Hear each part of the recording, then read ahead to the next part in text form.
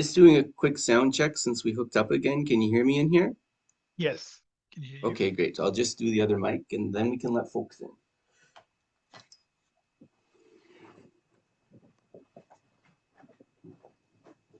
Is this mic working okay? Can you speak again? Is this mic working okay? No, I think it's not catching the input. It's still not. Huh? No, we can't hear you too well there. It's Oh no. just coming from Geshe. Hello, hello, hello. Can you go a little bit away, further away from Or just tap, Hello, Geshe? hello, hello. We can just, hear you. We can hear you. Yep. just tap on it. Tap on it. No, that's not working. No. No, no. Oh dear. Hold on a sec.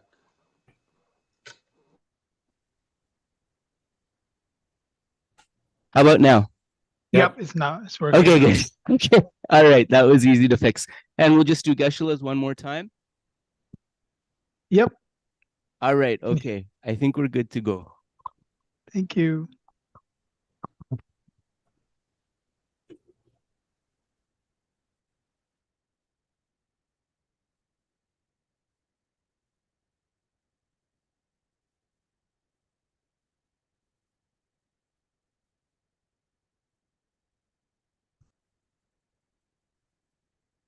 Cool. Hi, everybody. Thanks so much. I realize we are about 1 minute to the time, but I'm just going to give some super quick announcements because we have some events coming up with Geshe that I think folks might be interested in. So this Thursday at 7:30 a.m. Eastern time, so Canada, New York time, to 8:30 a.m., Geshe is going to give the Bodhisattva vows and also a transmission of, sorry, I forget which one it is. Also a transmission of Lama Tsongkhapa's Song of Realization. So that's a really beautiful text. And it's actually one of the texts that Lama Zopa Rinpoche recommends reciting on this day. So if you're interested in that, please join us. All the information is on our website, as well as the text of the Song of Realization, which is called Destiny Fulfilled. The next thing is that we're finishing up this text, actually. Yeah, I hope we do send a reminder for that. I think we usually do. If you're registered for our newsletter, you should get a reminder for that. The second thing is that we have about 2 weekends left, Geshe reckons, before we finish this commentary on the 7-point thought transformation. And so we were wondering what the next text is that we're going to do. And Geshe hasn't decided yet. However, the last Sunday before we take, I think, like an 8 or 9 day break for the winter holidays, so that's December 17th, Geshe will give the transmission of the Jampel Tsenje, the reciting the names of Manjushri, along with a brief commentary on the Lamso Namsum, the 3 principal aspects of the path. So the reciting the names of Manjushri, of course, is connected with His Holiness the 14th Dalai Lama's advice about the swift return of our teacher, Lama Zopa Rinpoche. A few people thought that it would be nice to have the transmission for that, so Geshe will give the transmission for that. And then, of course, on New Year's 29th, 30th, 31st, we have our Guru Yoga inseparability of the spiritual teacher and Avalokiteshvara. And on those 3 days, as far as I know, Geshe will be teaching the morning session on all of those 3 days. And then finally, we will have one day in our Essence of Vajrayana series, which will be on Vajrayogini. So for those able to participate, that will be on the 16th of December. And you can see registration information and prerequisite information on our website for that. So sorry for taking your time. I'll invite Geshe down and we will get rolling.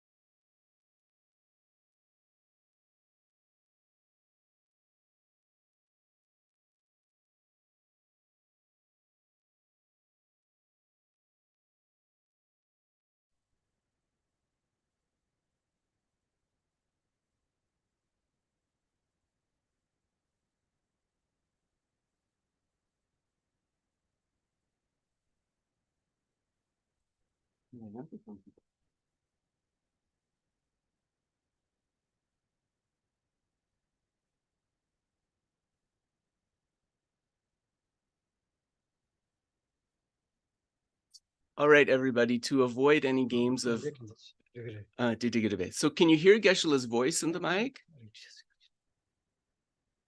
Do you hear Geshe-la's voice? Okay, great. And you hear my voice? Prevent any musical chairs later on. Okay. And it looks like you can see us both clearly. Geshe-la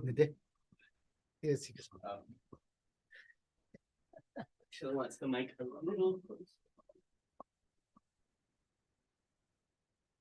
That better? Yeah, it's under it. All right.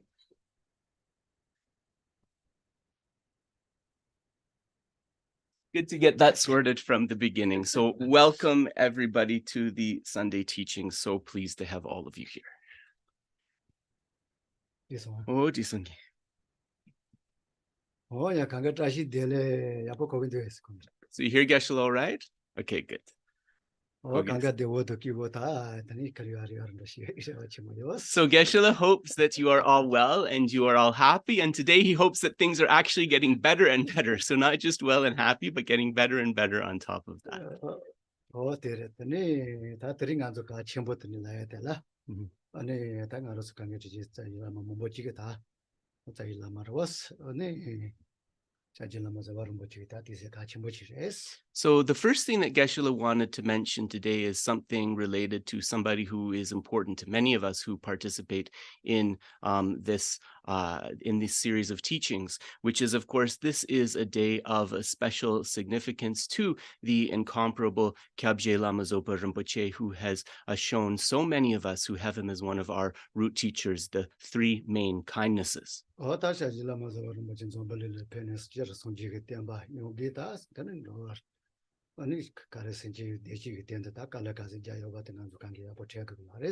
so on this day, which we previously celebrated as his birthday, it's important for us to contemplate Rinpoche's holy activities, specifically his activities contributing to the flourishing of Buddha's teachings, and also recollecting his activities that he dedicated to the well-being of sentient beings. And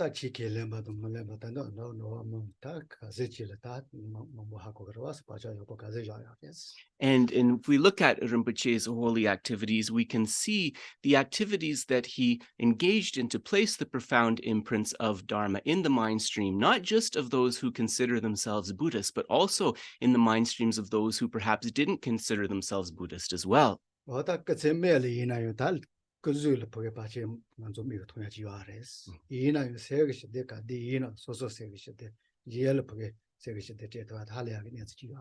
And so Geshe-la is recollecting his memories of Rinpoche, which is that when Rinpoche manifested a stroke, of course, there was great physical difficulty from Rinpoche's side. But Geshe-la noticed that despite the great physical difficulty that Lama Zopa Rinpoche was undergoing, his own state of mental peace remained unwavering, and his activities to contribute to the peace and happiness of others also remained unwavering.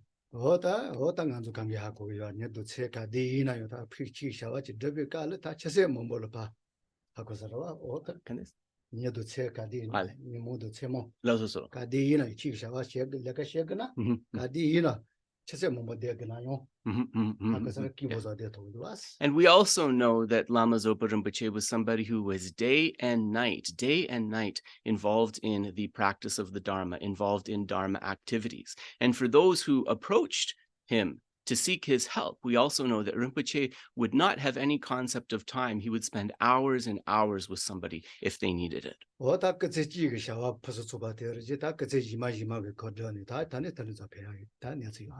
So in terms of what we think about on this day, we can think about, just as in the previous lifetime of Lama Zopa Rinpoche, he engaged in all of these activities. May he, in his next incarnation, manifest in the same way, with the same quality, those holy activities.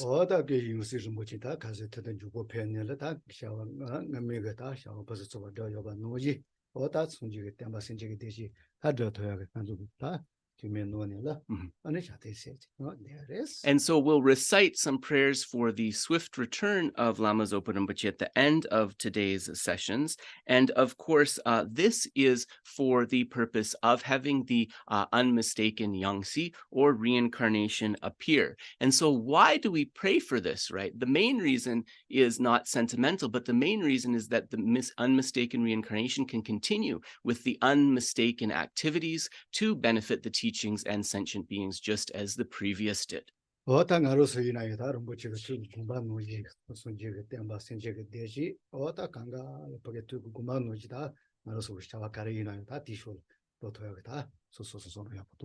And as we recite these swift return prayers, we can also think that just as Rinpoche engaged in the activities to stabilize the Buddha's teachings and manifest happiness for sentient beings, may our activities, taking him as an example, also have this effect of benefiting the teachings and sentient beings. This is very important.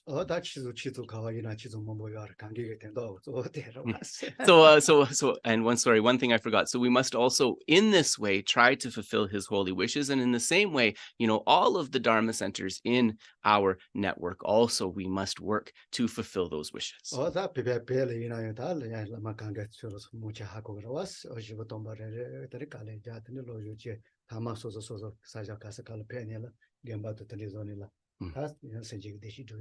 So we know that, right, this is how the holy beings work, right? Like if we look in the history of Tibet, we can see in the first stages, they focus on developing their study and practice. And then having achieved something in that, they then traveled all over Tibet and eventually to other countries to establish monasteries, to establish teaching venues for the benefit of sentient beings.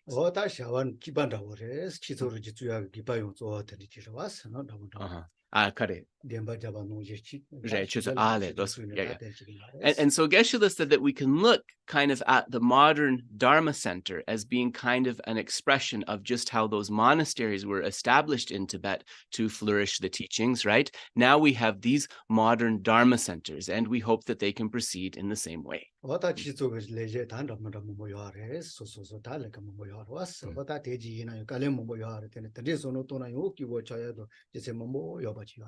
So, of course, Dharma centers are not always easy places, and we know that if we're a volunteer or if we're a student at a Dharma center, right, sometimes there are difficulties. But if we can keep the purpose of these institutions in mind, right, that will kind of re-inspire us to continue.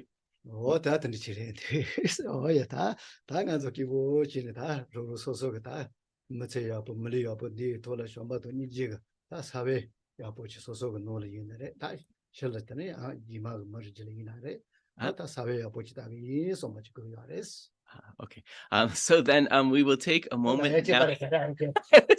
Geshe threw me a curveball, I thought. He's like, no, it's the same as always.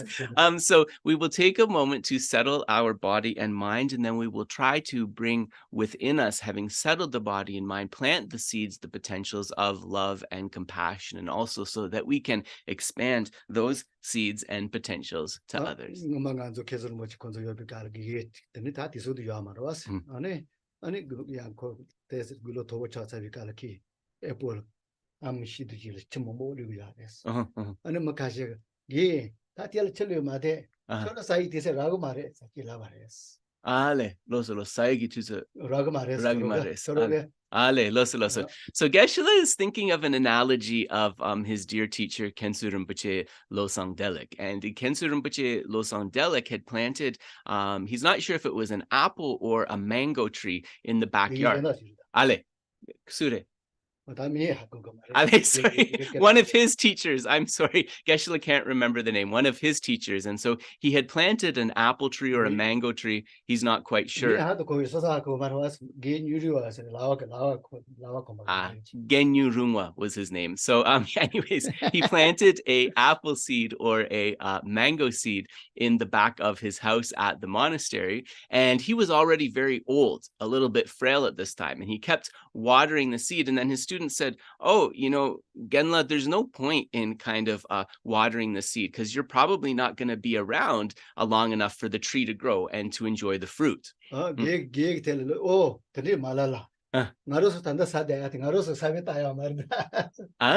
근데 말아스 기사에 사회라고 말하잖아. Yeah. 근데 말아스 나로서 단다 시도 사야 돼. Yeah. 사회 나로서 따요 말다. And so his response to that was, don't speak such nonsense, because the apples and the mangoes that we enjoy right now, we're not the ones who planted the seeds from which those trees grew. 다 거기 저기야 쉬어야 돼서.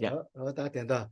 어떤지 지래서 다 나로서 더 다 된다 샤와 공부셔 봐서 소소 같은 거 시험 봐도 이제 봐줘 첨부. 아니 예라면 되는 거지다. So when we engage in our activities, of course, we do this for the purpose of planting those seeds, those imprints of love and compassion within our mind, and also the hope, right, that through these activities, those seeds can be planted in the minds of others. So this is the kind of motivation. So just place your body and mind in a relaxed, peaceful state to begin.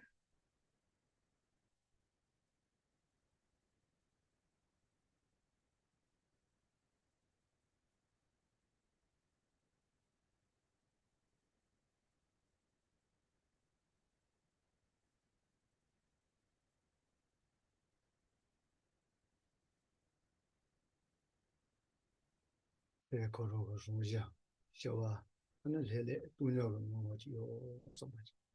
nature of my mind is still, peaceful, vast.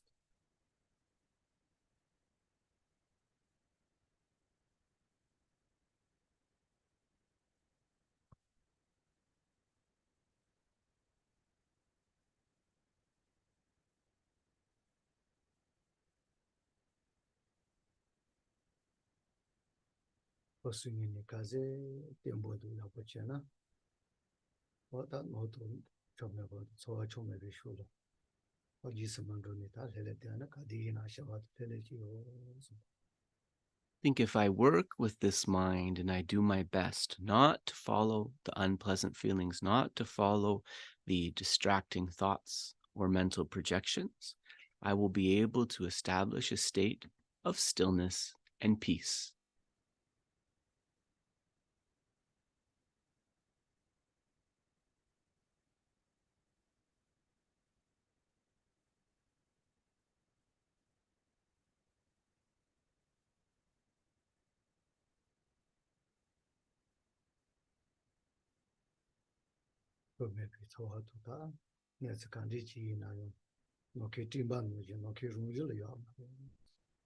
And think those meaningless or distracting thoughts, they are not the nature of my mind, which is like the sky. They are just like the clouds that float across the sky temporarily.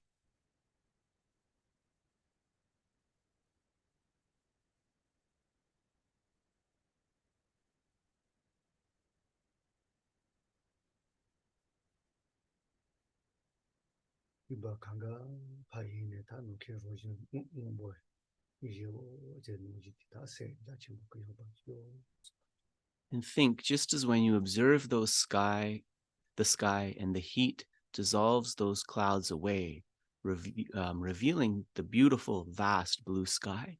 In this way, I reveal the vastness of my mind.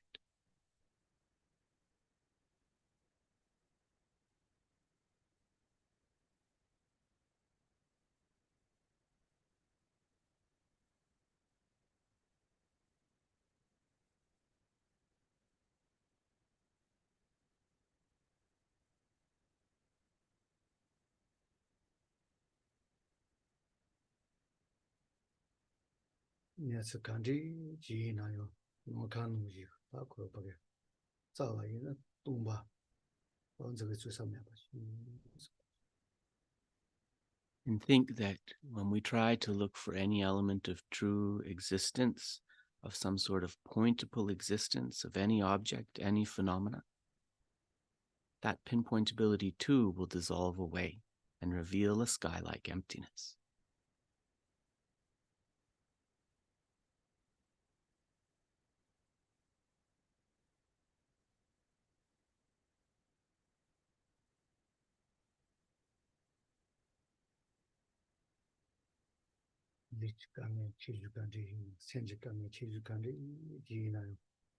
알아서 원적 수사 지가래 손을 떠내다 전부 농아지래 마도 그 수사면 Anything that dawns, and indeed any problem or suffering of the body and mind, we have this habit to think that there is some sort of pinpointable, inherently existent essence to it. And in fact, this is what reifies and causes us so many problems. It's a great mistake.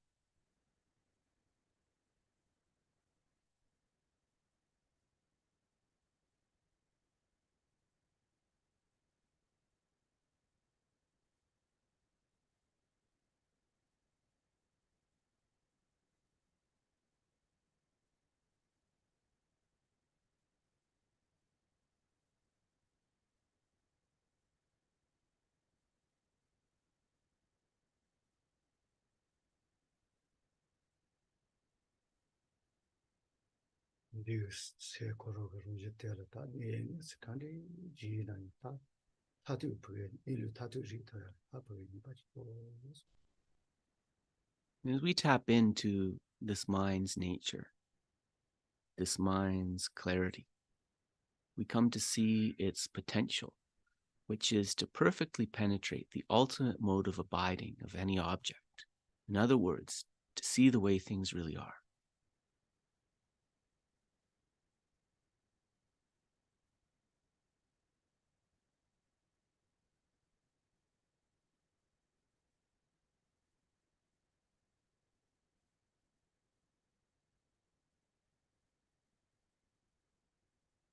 그리고 예 다들 지리소나 강에 지주간이 지나의 공 고치자가 누지다고 생각하다 야스 Once we're able to penetrate the ultimate mode of abiding of that object, the way it really is, then we'll find that any problems or difficulties that arise in relation to it, these will dissolve away.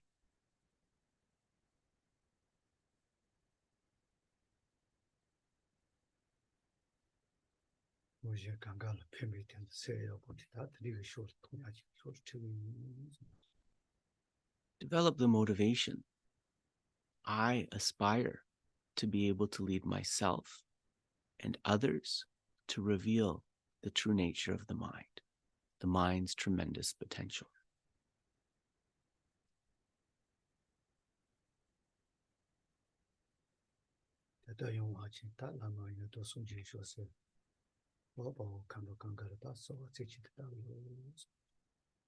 In order to be able to do this, I will request the blessings of the lamas, yidams, Buddhas, bodhisattvas, dakas, and dakinis.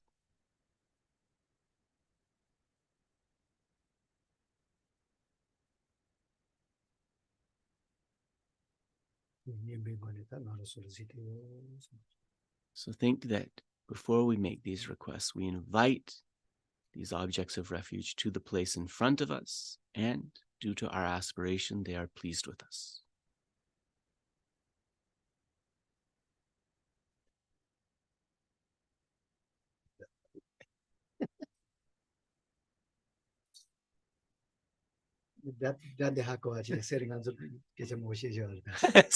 So Geshe said that he has to kind of like prepare me, right, by telling me when to ring that bell, because I don't always know when to do it.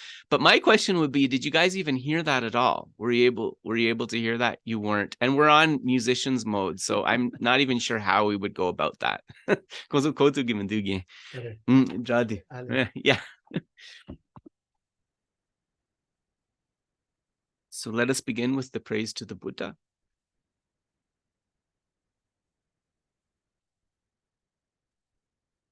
Geshe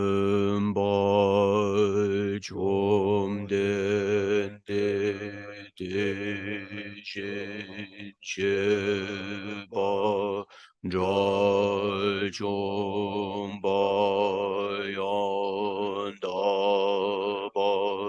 Zobe Sangye Ribadang Shabzu Dempa Dewa Shiba Jiden Gemba Kibudu Galu Gyurwa Lana Meba Ladaminangi Temba Sangye Chomdende Egyawa Shagya Dupala Chazelo Jeda Gyabzuji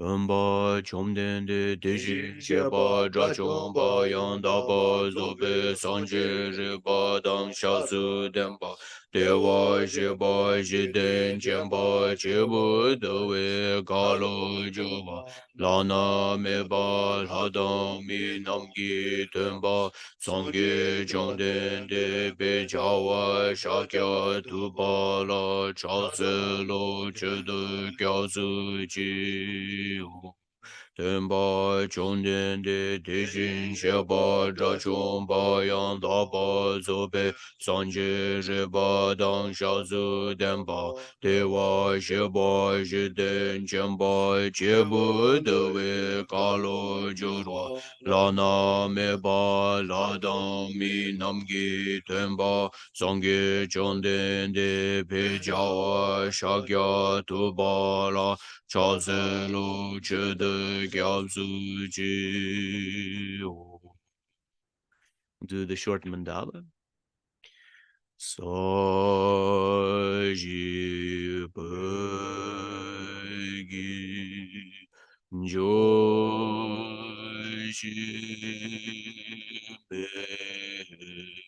Bedo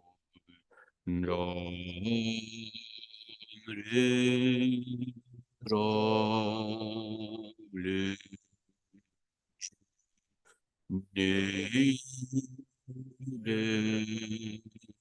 Gembadi Sangye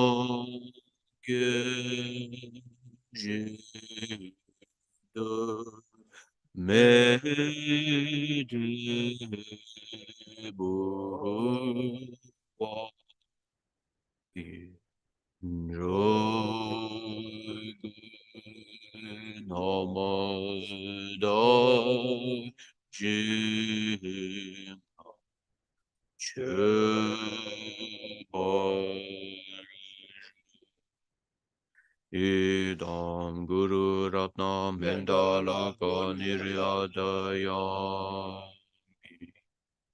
So Geshe will lead refuge and bodhicitta. Chedang Sogi Chenam Lai Changshu Bardu Dani Gyatsu Chi Dagi Chenyen Gibe Sonangi Drola Penchir Sange Drobar Sho Chedang Sogi Chenam La Changshu Bardu Dani Gyatsu Chi Dagi Chenyen Gibe Sonangi Drola Penchir Sange Drobar Sho Chedang Sogi Chenam Lai Jiangche Bardu Dani Gyatsu Chi Dagi Chenyen Gipe Senam Gi Drola Penchir Sange Drobar Sho.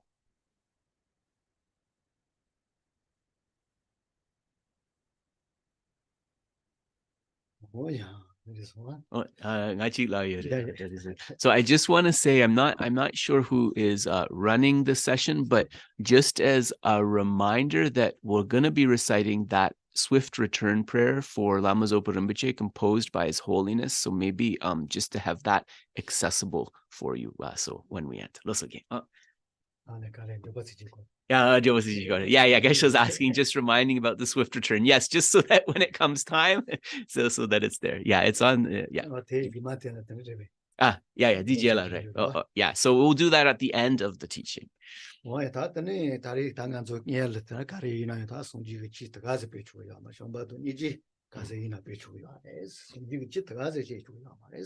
Ale, karisege.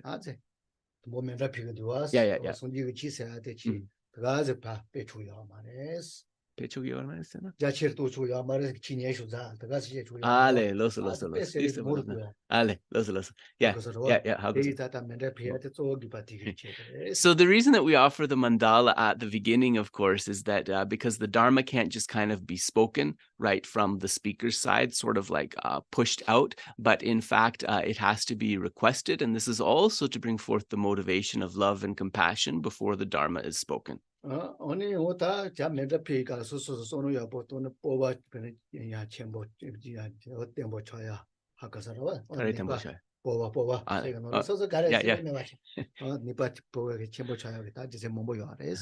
so when we offer the mandala too, if we contemplate as to the reason for this, right, it all helps us bring forth a courageous attitude, a determined attitude, and so forth.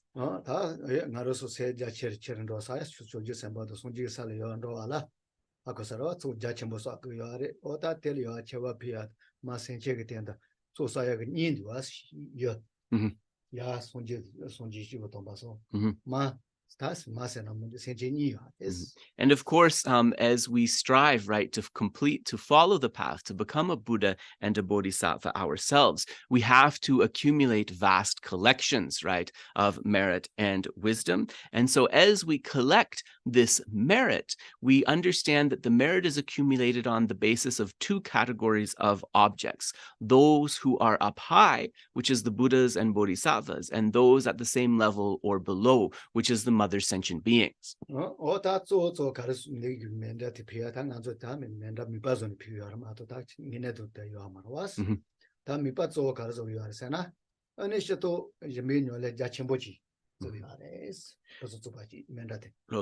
when we offer the mandala, actually, of course, we can't literally offer the world and the universe. So we do this on the level of visualization, right? And if we visualize in a vast way, this will become a wonderful practice of the paramita of generosity.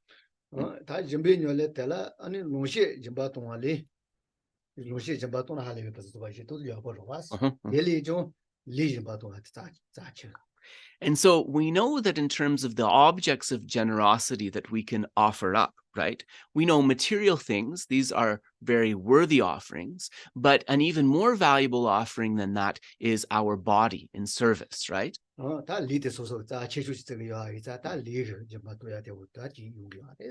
that's partly because it is the body of ourselves that we hold on to. That's the thing that we hold on to the most tightly, or one of the things. Therefore, when we offer up this body in service, that's something very powerful.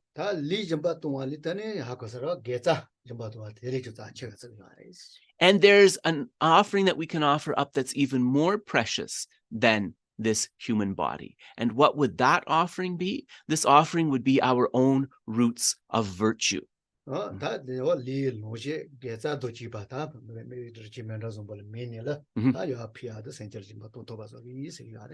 as we offer this, what we do as we offer the mandala is we imagine the embodiment of our body, our wealth or material things, right? As well as our roots of virtue. And we imagine that these are manifesting in the form of that mandala, that visualized world, and that in this way we offer it up to the teachers in order to be of benefit to sentient beings. So Geshe said he realizes probably, like, for you old timers, for you experienced folks, this mandala is something that you do a lot, so you're familiar, but maybe for people who aren't so familiar, it's good to review those points. And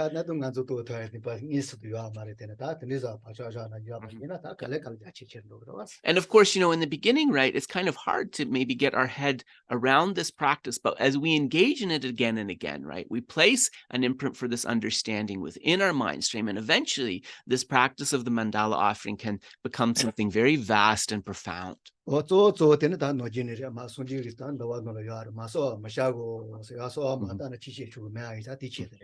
And also, just to go back to the reason that we offer the mandala, if we do this from the perspective of the Shravakayana, specifically the Vinaya, the monastic discipline, there's a precept in there that says one may not speak the Dharma unless requested. It has to be requested.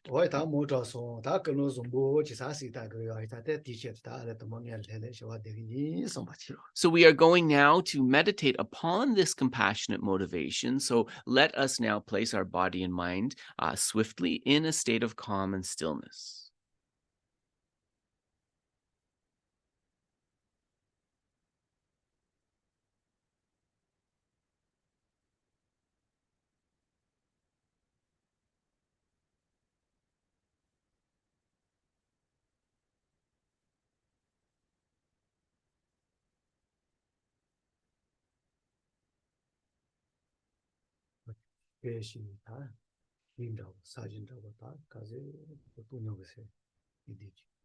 We know that in order to bring forth the supreme mind of bodhicitta, we need to establish the ground of equanimity. So try to bring forth equanimity.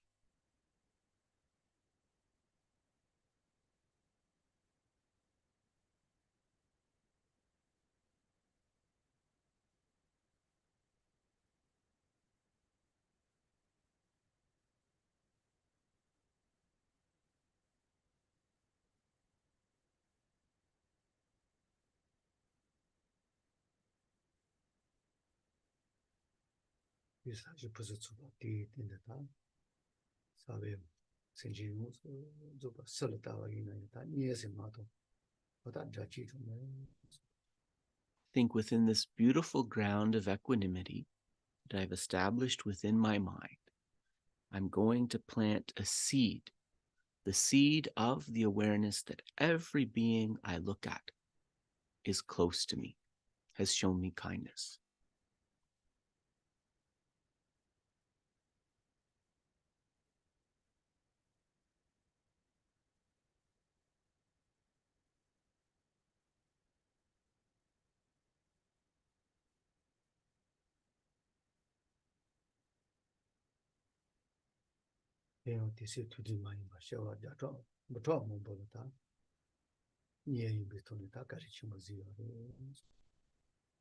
Think it's not even necessarily just once.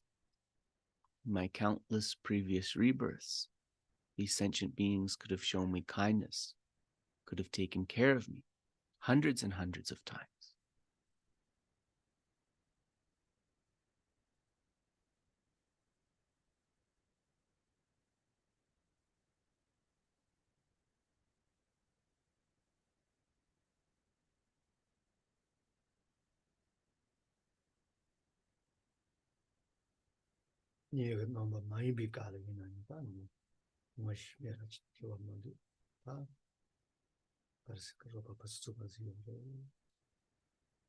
Even in lifetimes where a particular sentient being wasn't close to me, in terms of the things that I enjoy, they could have contributed to those, contributed kindness without me even knowing.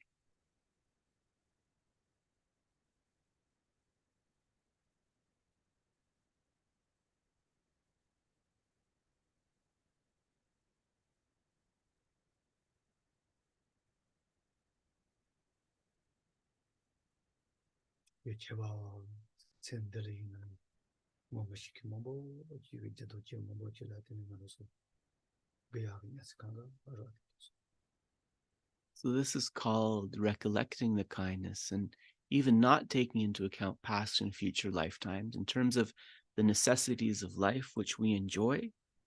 These often come through the causes and conditions that are contributed to by strangers, by people we've never even met.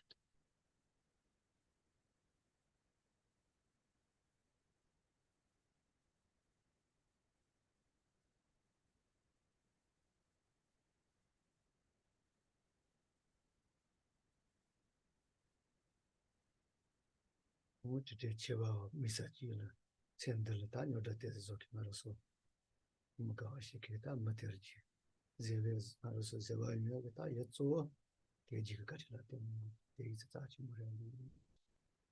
And when we think even more about the kindness that beings have shown us in this life, that person that we find difficult, maybe who we see as an enemy, even they are kind because without the difficulty or upset they cause us, we'd have no basis to practice the paramita, the perfection of patience.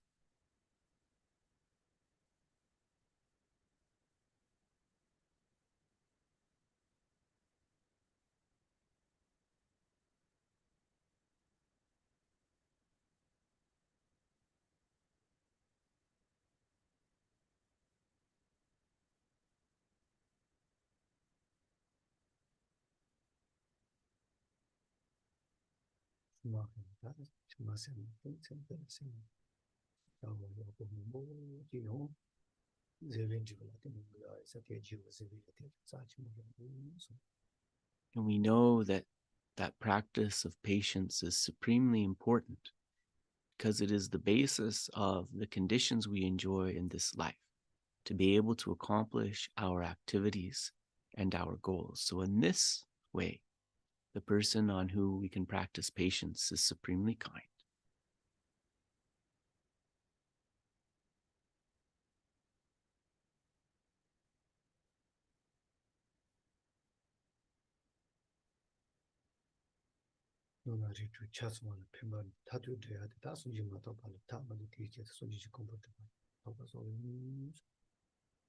So think I want to repay their kindness, the kindness of every of the 6 types of sentient beings within samsara. But only a Buddha can fully repay that kindness in the best possible way. So may I achieve Buddhahood for the sake of all sentient beings, bodhicitta.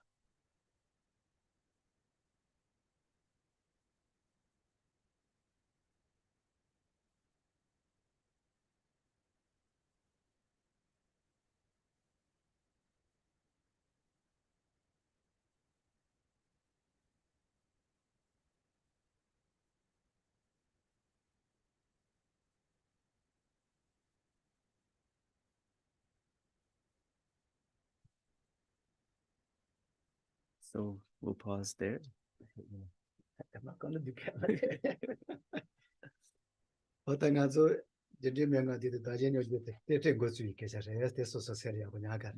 So Geshe said, for those of you familiar, you know the instructions, right? For developing bodhicitta, we have these 2 methods of the 7-point cause and effect and equalizing and exchanging self and others. In this meditation, we pay particular attention to recollecting the kindness. So keep those categories of recollecting the kindness in mind. Those will be useful.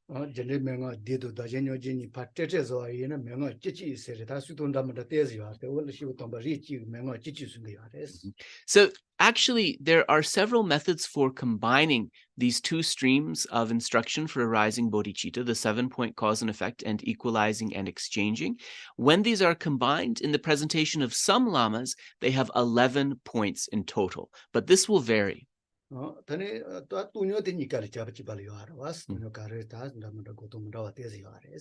And so also to understand that equanimity, right, with both of these lineages of instruction, this is kind of the beginning point, but the focus and method of equanimity can vary.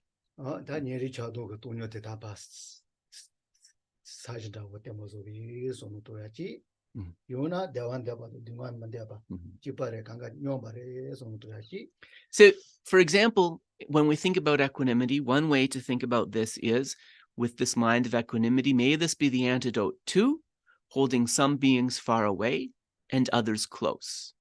In other lineages of instruction, the first approach to equanimity is, these beings wish for happiness and do not wish to suffer, and in this way they are the same. And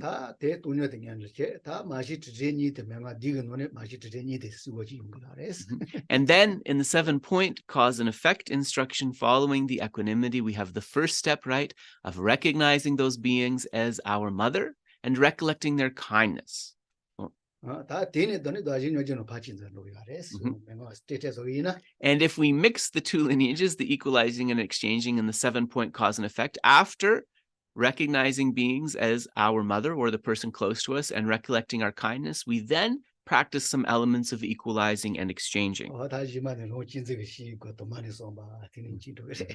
And specifically, the first step of that then is to consider the disadvantages, the faults of the self-cherishing mind. So I just wanted to share, ask Geshe-la's permission, a vocabulary question with you. So self-cherishing is now often being translated as self-centeredness. So maybe people can tell me in the chat which of those two words they like better, and then I'll try to use that word, because self-cherishing is now often being translated as self-centeredness.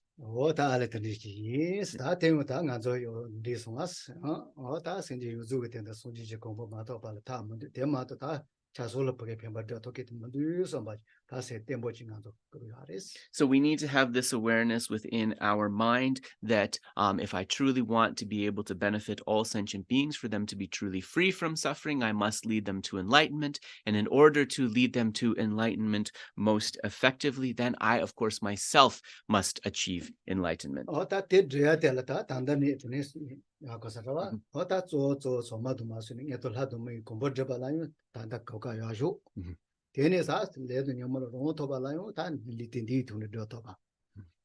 So we understand that really, if we are not able to accomplish that in this lifetime, then what we want to do is at minimum to achieve a favorable rebirths in the higher realms. And then the next step from those rebirths in the higher realms is to free ourselves from karma and affliction, right? That's required before that full enlightenment.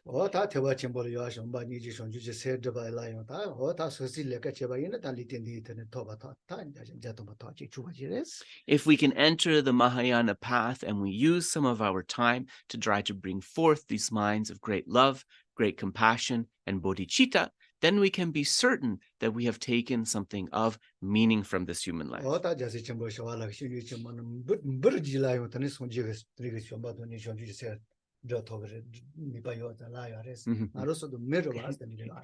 And Shantideva says in the Bodhisattva Charyavatara that there is no doubt that even the tiniest insects have the potential to bring forth love, compassion, and bodhicitta. And if that is true for beings with those limitations, then how much more true is it for us?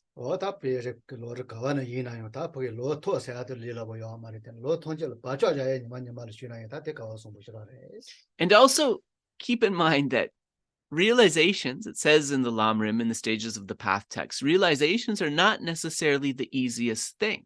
But if we can use each day to place an imprint for the complete path within our mind, that is a measure of making our lives meaningful. So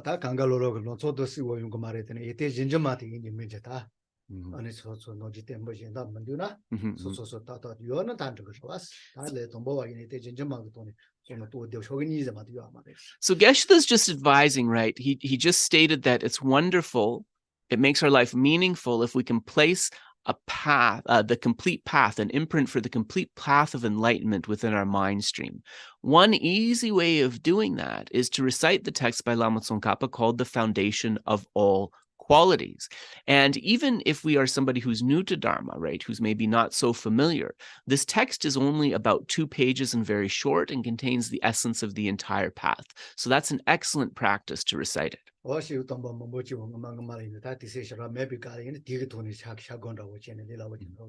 So many holy beings, when they were sort of pressed for time, when they had other commitments, they would do a glance meditation on the entire stages of the path, the Lam Rim sort of formulation, and they would often do this through reciting the foundation of all qualities.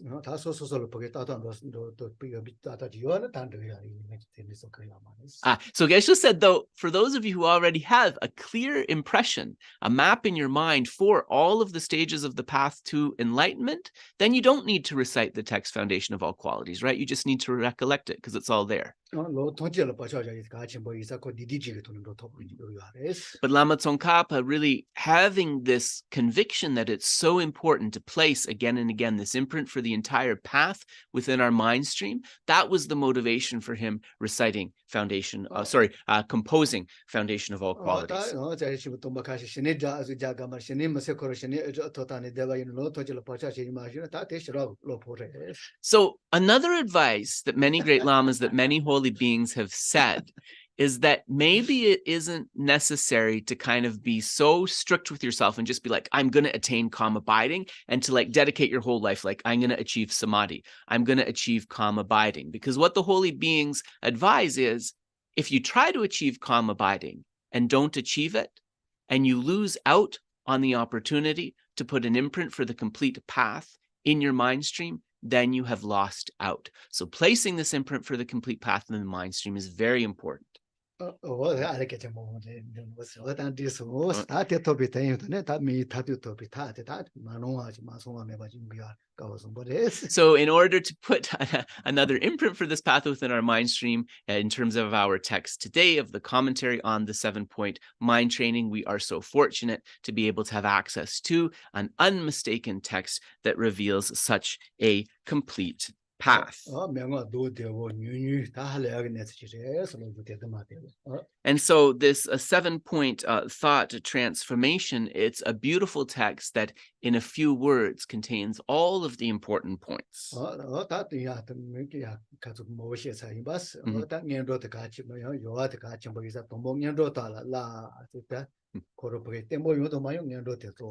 So we talk about the preparation, the actual activity, and the conclusion, and we know that in terms of the preparation, the preliminaries are important, and that's why the first of these 7 essential points of mind training is to train in the preliminaries. And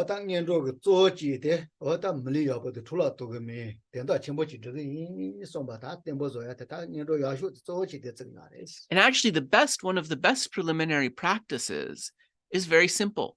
It's a determination. It's that preliminary practice of thinking, I have achieved this amazing human rebirth, which is difficult to achieve. Now I must sure that I do not waste it. I must take its essence.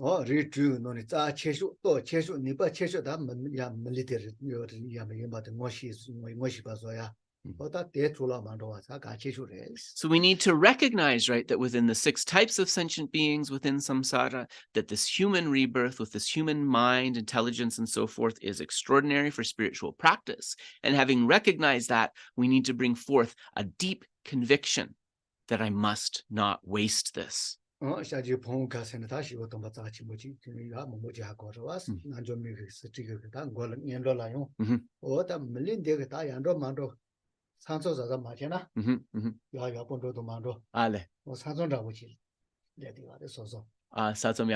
right. So Geshe was looking at some commentaries of Vajrayogini, and in a particular commentary by the great master Kyabje Pabonka Rinpoche, he warns the students, right, that our human rebirth is kind of like arriving at like a crossroads or at a borderland. And depending on the decisions we make, we can follow the crossroad to the good destination or to the suffering destination.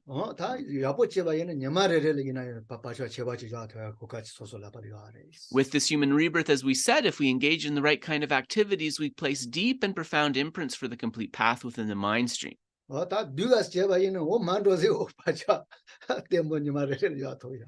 similarly, if we engage in negativity with this human rebirth, we create deep and profound imprints for sufferings in the unfortunate states of existence. Right.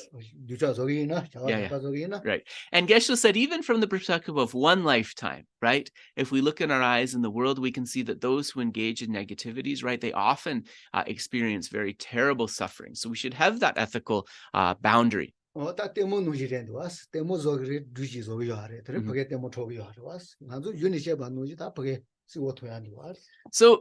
when we're looking at a text such as this, how do we make it real? Geshe is saying that the way we do this is we look at the information in the text, and then we watch how the realities, how the truths in the text play out in the world. we join the text with our experience and our observation of the world. 다 던지지 다 대자 저거도 둘라 또 그면 또 먹년도 달라 야벌라기 생기는도 잘했어. Yes, yes. So Geshe said, all right. He says, maybe people are getting tired of hearing it, but yes, first train in the preliminaries, that's very important. So we've covered that exponentially. 당년도 달라니 다 내가 저 가르치기 이제 저 가르치기 현실이 세니 될가 세대 바디쇼로 왔대 뭐서. So having trained in the preliminaries, then what is the main practice according to these teachings? It is training to ripen the mind, training in the two types of bodhicitta, right? The relative bodhicitta and the ultimate bodhicitta. That's the main practice. 그저 현실이 세 현실이 비자 연륜 여바 뭐 내내 대만도 와라 세시스시 질륜 저 내내 대화 내년에 대안도 대화 조조로 마도 만족이 다 드니 자 정보지 이제 슬레러지는 대거를 된 저거래. In the exhortation of Shantideva, he said, one who has seen the profound benefits of generating even just for a moment relative bodhicitta, which helps us go from happy rebirth to happy rebirth all the way until enlightenment, who, having comprehended these benefits, could remain in laziness. 다 롱가 여보텔 다 롱가 여보텔서 기대쇼 야 현실이 세트서 저로 그러왔어. 다 롱가 텔 바젠다만 요 롱가 여보이나 바지 요초로 왔어. So let's understand how these two types of bodhicitta work together with a visual image. The relative bodhicitta is like the path that we've laid out to our destination of enlightenment. But on that path, there are rocks and potholes and other obstacles. It's ultimate bodhicitta, that wisdom of emptiness, which allows us to clear those obstacles away and reach the end of the path successfully. So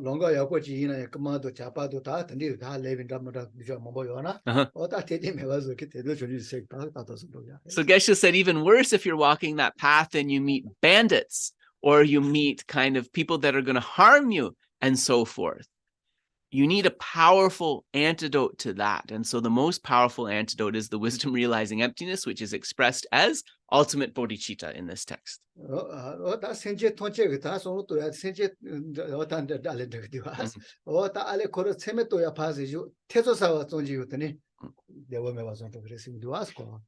And remember that conquering these obstacles through ultimate bodhicitta, through the wisdom of emptiness, this doesn't even necessarily require a pramana, a valid cognition, a tsema, to be able to do. Even just having a doubt, is emptiness true or not? Or is this thing empty or not? Shakes the very foundations of samsara. It's a powerful antidote. So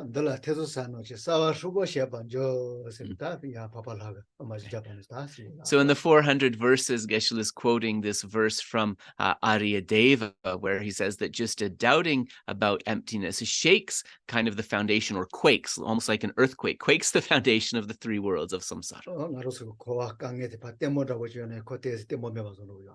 So this samsara, right, this state of cyclic existence, which seems so overwhelmingly strong and stable, just thinking about emptiness shakes its very foundation.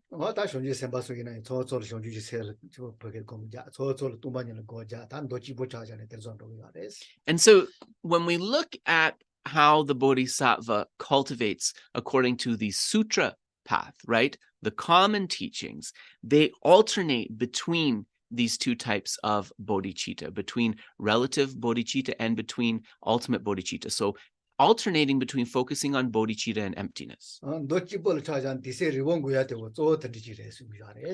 And because you have to alternate, right, between the bodhicitta and the wisdom, you can't do them at once. That's the reason it's said that the sutra path will take us longer to reach the goal of final enlightenment.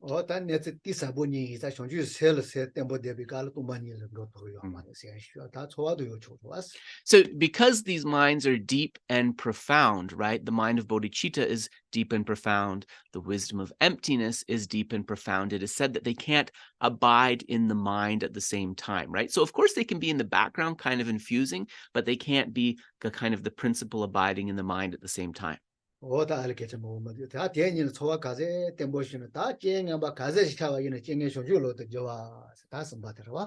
And so that's the main practice. And then we come to the auxiliary practice, right? The concluding practices. And this is the part of the text of transforming obstacles, transforming unfortunate conditions into the path. 오다 어떻게 도와 먼저 빼빼다서 뭐야 빼나 바살라게 지네. Yeah. 야가리나. Yeah. 쟁이 바 바체 가제 침보시와 타니 포바요 가야 말아봤더니 쇼아레스. So 다 이나요. 소소소 보게 세슈도 드리가 아니다. 오다 보게 try to us. So in terms of transforming obstacles into the path, this is a real practice that we can see people really doing. If we think of those monks who were at first in the Buxall prison when they came from exile from Tibet into India, you know, most of them didn't even have a teacup to their name, but they took those conditions and they used them as the foundation for Dharma practice. And if we think of those Sangha members who first came into Buxall and made that determination to take that difficult foundation, that difficult condition, and transform it into the path, so many of us, right? It's only because of that kindness that we have come to meet the Dharma. It's because of their kindness that the Dharma is available in so many places in the world.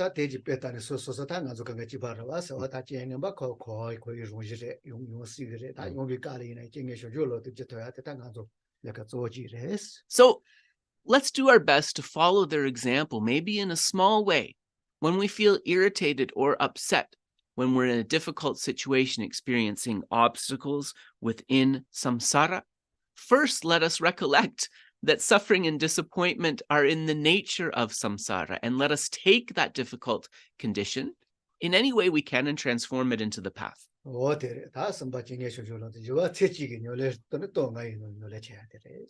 And so after having the transforming obstacles into the path instruction, then the text goes into the practices of one lifetime. So, and it's expressed at one life and at the end of the life. And so this is the 5 powers practice.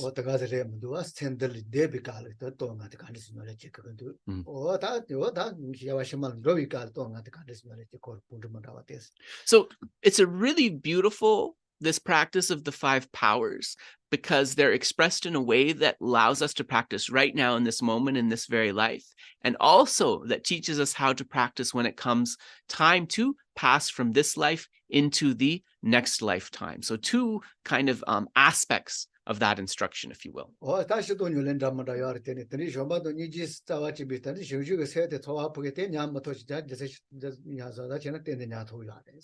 And so, of course, when we talk about the time to pass from this lifetime into the next, there are sort of innumerable practices that have been explained to kind of transform that. But Geshe-la's conviction is, if you're able to think about love or compassion or bodhicitta even just a little bit, you can be assured of a good result. And there's no reason that we wouldn't be able to contemplate love, compassion, or bodhicitta.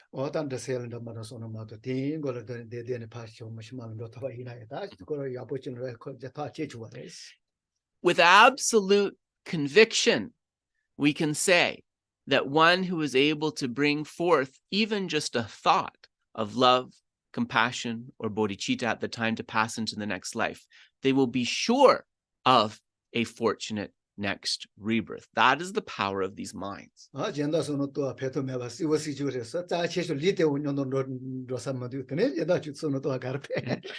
Geshe said, thinking of all sorts of things and plans and worries at the time of death, right? This is not going to help us. You know, there's nothing of value except these positive minds that we're going to be able to take with us. We even have to leave behind this body that we've been traveling with for this lifetime when we go to the next life.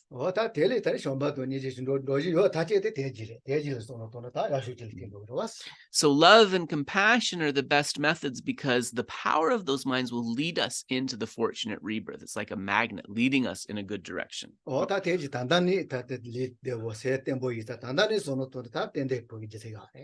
how can we be sure that we'll be able to bring up that love and compassion when that time arrives?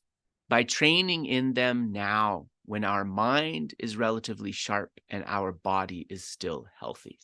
다 나와 론주이 체에서 로주 템보 쳐요도 메다 소소하고 맞은다 쓰지하고요. So the next point in the text is the measure of the mind training. And the essential thing here is that we know when we've reached a measure of having trained our mind. That's not something that someone outside of us can tell us, like you've reached it or not. 다시 어떤 바소게 거기 주모모시에 사인바스 다시 어제 여기 갈때는 소소문어지만 요다 사고티사테 소노토니라 따다 용어도 용거 따지 먹어서 그래. So how can we test the measure of having trained our mind?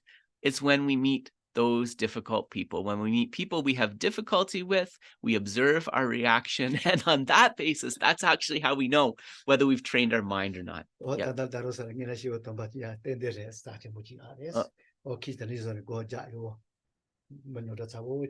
Yeah, do you remember that gom jam ne ko chula dro. So you'll recollect Geshe-la's story about the meditator in Dharamsala who was wondering how his kind of practice was going. And so he would go down and he would see how he was able to interact with that person he found difficult in the town, right? And remember, at first, he wouldn't even be able to look at him. Then he could kind of walk in the same direction of him, and eventually he could interact.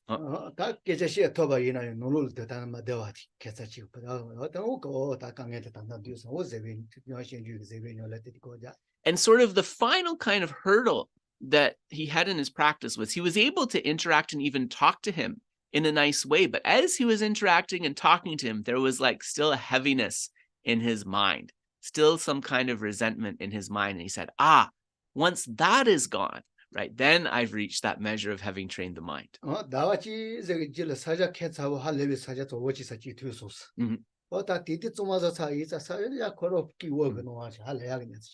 And as the story goes, he was eventually able to purify his mind of that resentment. And actually, the next time he encountered this difficult person, it was in a part of town where they throw away the garbage, the trash, actually. But because that heaviness in his mind had been completely purified, he experienced that dumping ground is actually a beautiful, clean, and wonderful place. And a happiness that had never been experienced before. It took root in his mind. And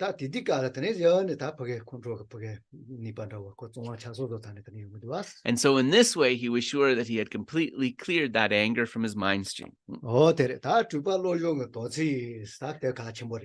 now we come to the point about the precepts of mind training. Dumbaregi. Dela Dumbarese. Mare mare consatila kire labja mare damsi kire yeah di dumpare segidu oh labja roa oh re. So now we are in the discussion of the various points of mind training, specifically the commitments. So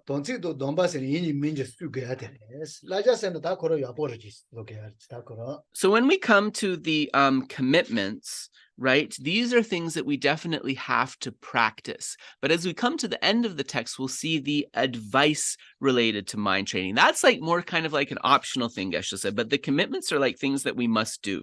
So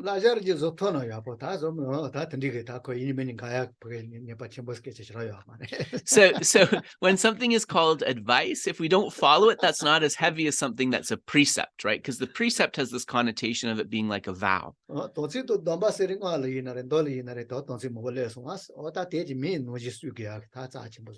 So when we speak of a commitment, it's actually like this word damsik. Often in Tantra, we refer to it as a samaya. Right? And we know that the samaya are the very important thing that we're supposed to guard like our eyeballs. So we really, really try to practice these as well as we can. If we can abide by the commitments, there's great benefit. If we transgress the commitments, then there can be great difficulty. And so the main commitment is really to abandon harming others. If we had to express everything in kind of a capsule, it would be to abandon harming others. And so that means even if we experience an obstacle, a tremendous difficulty or dispute with someone, at a minimum, we try not to hold on to resentment towards them. Oh, that is catching what on see, what that, but Laja, this one, Yeah. Lojo, Laja Temba, no, Yeah. Lojo Monoshi, Pemba, Ji, Tala, Loba, De Nanjo Tonji, Jigisha, Shiba, no. Sorry, nganso shojong kawayir. So just some. Chusum, dene chusum kawadi dumpa lojongi labja tempani, right? Yeah. So if we turn to page 16, we are at the precepts of mind training. So we begin, we must train in methods that ensure mind training does not diminish, but strengthens and improves. Ganso tambo di dro, right? Nejor, ale. Nanjo Toji Jigisha, Shiba, no Sidu, Kitchen, Nanjo La Soba, Tonji, Jepeja, Semba, Shigi, Sheba, go. Do everything, so we're halfway down 16, do everything with a single intention. Carry out all activities, such as the yogas of eating and dressing, purely with the intention of benefiting others. And this one, Lunet, or that, yeah, Pusuba Karina, that can be some Bashigita, Shungiares. So really any kind of activities in terms of doing our enjoyments and so forth, we try to do this with the intention to benefit others. Oh, the Shiris, Lunet, Tonji, Jigisha, Shibana, Lojo Gombi, is a Nata, Dedeton, Makadon, Rongi, Nemo, Chersonala, Super Shuni, Lojo Nim, Mende Bashuna, Jite Kona Dog in a Pandata, which you say, Jembo, tenore, Nije, no the sonnet, the dog in a pateno dollar, Dipa Chechi, no the soshi. So, counter all adversity with a single remedy. If through practicing mind training we experience illness, fall prey to demons and harmful influences, become subject to slander, or find that our mental afflictions increase, and so that we no longer wish to train the mind, we can consider how many people in the world experience similar difficulties. As we feel compassion for them, we can aspire to take their problems on ourselves and meditate on Tonglen, taking and giving. This one, or that the Tule knowledge because the time we have Mumbo Cheto to Mumbo Hakosar was Tule, honest Tombo, Tale, Tombo combat Tembo Mana, Tombo Soso told, Society and the catching.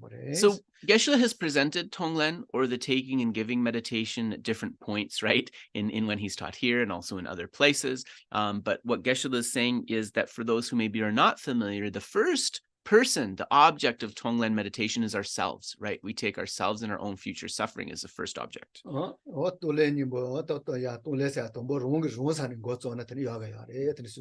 this is the advice given in many texts, right? Take yourself as the object of your own taking and giving meditation first.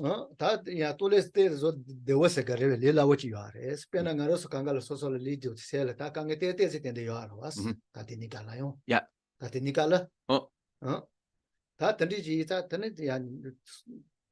Trajima, Dawajima, Lojime, Kangi China, we do not dollar, Silerio. So Kangi Kandi, Tingle Jani Pandipame was this Somotoya. So the way to practice using yourself is easy. To give a brief recap, we know that a lot of the time we're suffering, we're experiencing difficulty. So when you're experiencing some kind of difficulty in body or mind, tap into an awareness of that and touch into that experience and think, as I'm experiencing now, may this difficulty that I have to experience tomorrow, next week, next year, or even next lifetime, may I breathe in the causes of that suffering. And by experiencing it as this suffering now, may I be released from having to experience again in the future. So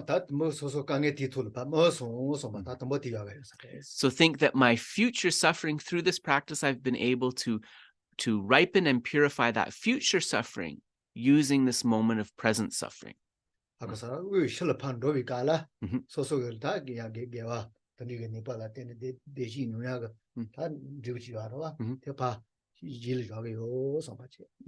then as you breathe out, thinking, having purified this suffering and those causes of future suffering, as I breathe out the energy of happiness, may the happiness I experience right now through this merit be extended to become happiness tomorrow, next week, next year, next lifetime.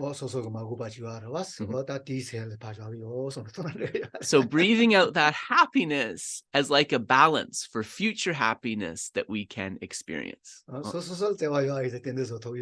And that should be easy because we all have compassion for ourselves, right? We're all a little bit worried about our future happiness. So in that way, the practice should be easy.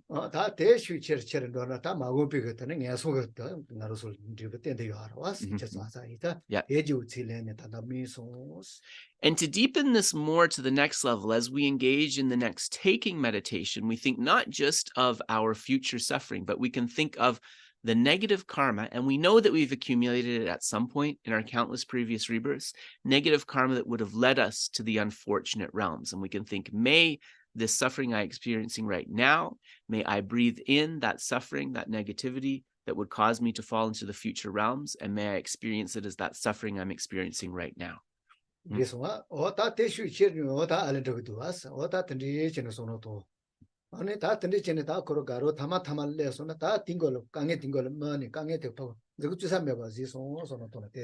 And so then thinking that we're breathing that in and that it ripens as the present suffering, thinking through that, those deep causes of suffering in the mind have been completely obliterated. They've been completely cleared away.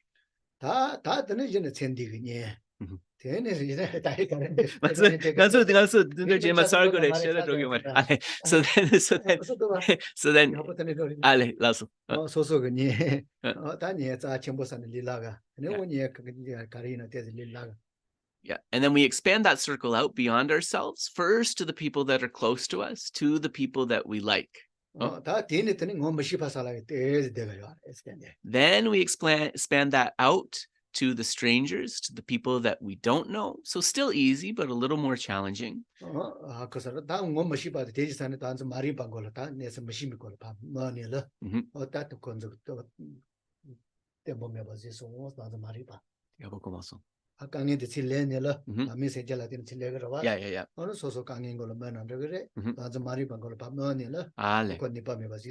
And as we breathe in that suffering and causes of suffering through those circles of the people close to us and then strangers, the people that we don't know, as we breathe in, we can imagine that that suffering and causes for suffering dissolve and right into the self-cherishing attitude of our heart, and that self-cherishing attitude is completely cleared away.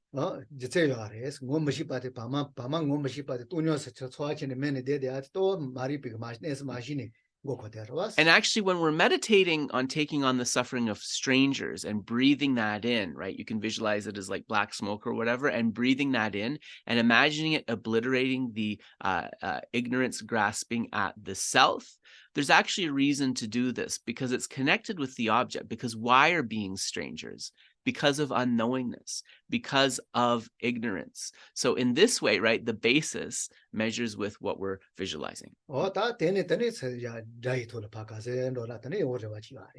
And then we extend that circle to the furthest level, which is to extend it to those who we have difficulty with or see as enemies, and we take on their suffering and give them happiness.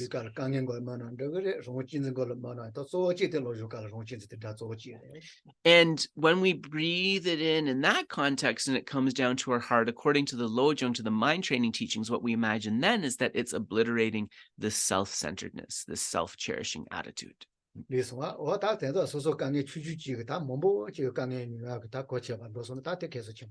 And gradually we extend it out to all beings, and in this way, from us experiencing this small suffering, may that become a cause to purify the suffering of all. Right, this is a very powerful.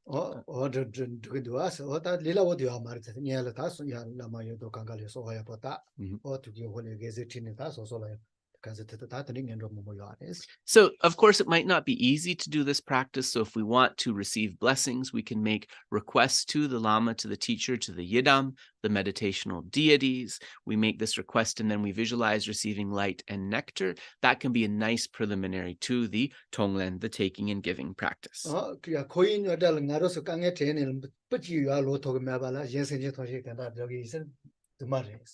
Huh? Yeah. ninju puchi ya lo to ma do. Ale, loso, loso. Then the sense tonje te pe do is was the matter. Yeah. So Geshe said that this is a gradual process and we need blessing for it, because if we can't even develop a wish to get ourselves out of samsara, not even like one single hair in our hair pores, how could we possibly develop this wish to free all beings from suffering, right? So we need to achieve blessings for that.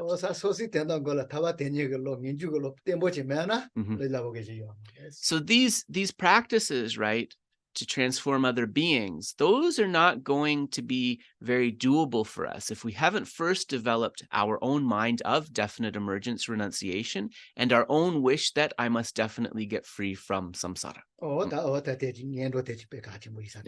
those are very important. And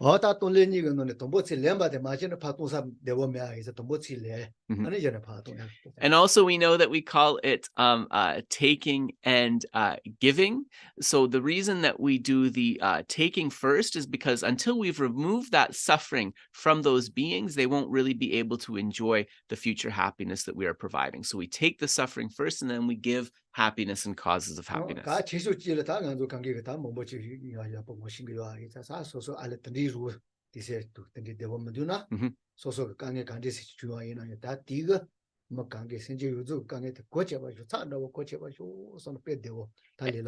And an easy way to apply this, Geshe said, because, you know, the Tonglen and the visualizations, there's a lot of depth there. It can get quite complicated.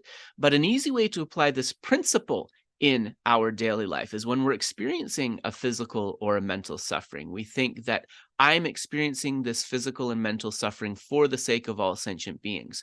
Through my experiencing this now, may they not have to experience it. And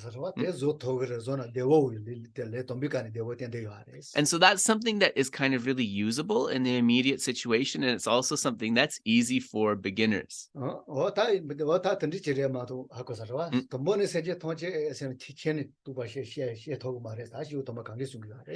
And part of the reason that there's this gradual approach to the Tonglen and all of these practices is because the holy beings say that when we say all sentient beings, right? It's a word we hear a lot, semshin tamche, all sentient beings. We can't actually get our head around that at first. It's something that's so vast. Mari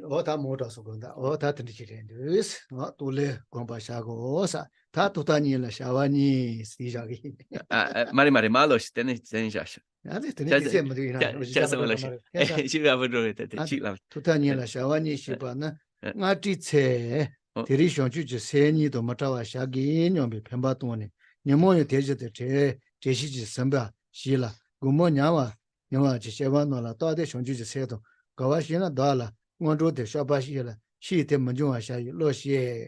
So 2 tasks, one at the beginning and one at the end. In the morning, create the right impetus by thinking, today I shall not part from twofold bodhicitta. Then maintain mindfulness and awareness accordingly during the day. In the evening, when preparing to sleep, review the day's activities. If you acted in a way that is contrary to bodhicitta, spell out your faults, confess and resolve not to repeat the faults in future. If your actions were in accord with bodhicitta, rejoice and aspire to continue in a similar way. So Geshe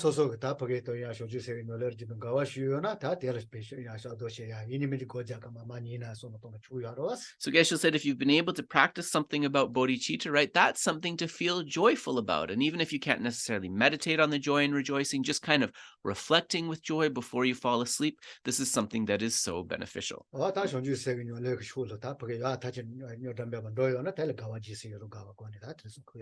So if you really are somebody who understands the benefits of bodhicitta and wishes to develop it, then this is truly a time to rejoice when you've been able to do something about that.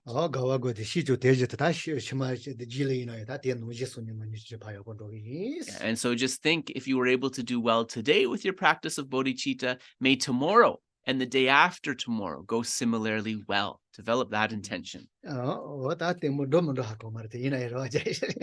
so Geshe said, you know, not sure, not for sure that every day can go as well, but at least, you know, having that intention that it goes as well. So so now we are on chapter 13 of the 400 verses of Aryadeva. Yeah, Trupati. 그죠 열어 듣전에 라용 열어 제든지 디지털 얘기 제바 윤달라 예바 마이노. So Geshe is reading from the verse number 6. Every trupadirwa. 야야. So everything too is a component as well as being a composite. Thus, even a spoken syllable, dradirwa, does not have existence here. 가르다. So how do 주바. 맞아. truparwa, dradi, jupadirwa. 뭐시시와시 이게 Yeah, yeah. 제바 윤달라 다치지 뭐 달라 예바 마이노. Yeah, yeah. 어다 니니 가르세기 와서는 기간이 지나 양조 다시 마시나. 제바 마시나. So this is going to this problem of sort of any sort of object or phenomena, right, that we are encountering. If we don't check carefully, we're just going to automatically assume that there's some sort of pinpointable essence or inherent existence to it. Yeah.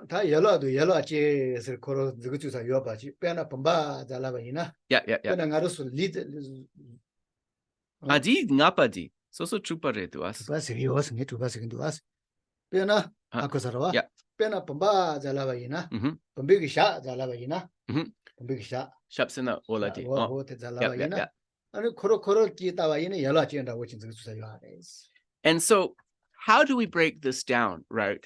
Well, we try to break it down to a parts. So in the previous example of the vase, we talked about how when we talk about a vase, if we look at the bottom of the vase, right? The base of the vase, that is not the vase, that is its base. So already we're kind of breaking down that seemingly stable thing.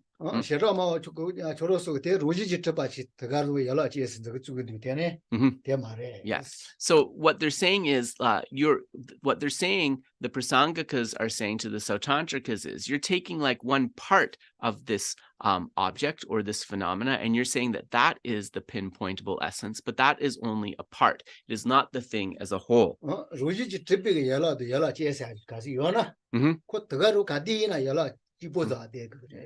Because if there is an aspect of the object that is truly existent, then not only must that object be in essence that part, but that part must also be something that is unchanging and continuous.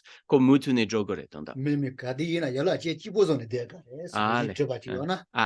if the truly inherent existent thing is based upon pointing at the essence within that part, then the thing would not be the entire thing, it would just be that part. Chashe di mato ragimares, chatsong nyamdu mares. Kogimendu. Kunya kogimendu, sorry. Ma ining ansu trupa drogires, tang ansu ngapa droswan yangya. Ale, nganso dradi jodi ro. Yeah, ining ansu bumpa yanga droswan, di ngema di ro. Bumpa Yenlak dang yenlak chen di ngapa regi. Sorry, I'm just trying to figure out where Geshe is. In the English, yeah, inji ke nangla di ngapa re, sorry.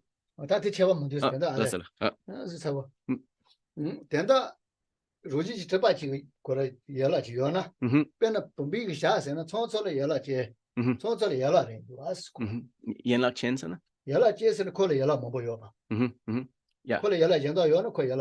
Yeah. Okay. Yeah. So Geshe said that the problem is when you break down this vase according to its parts and you try to find a pinpointable essence, that one part then becomes the object. And that will happen with any part that you point to of the object, trying to make it pinpointable.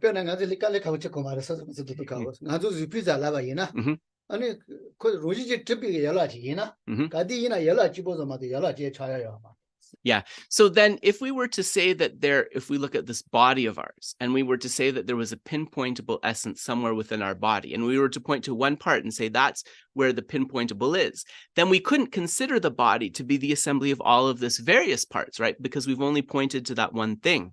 Yeah.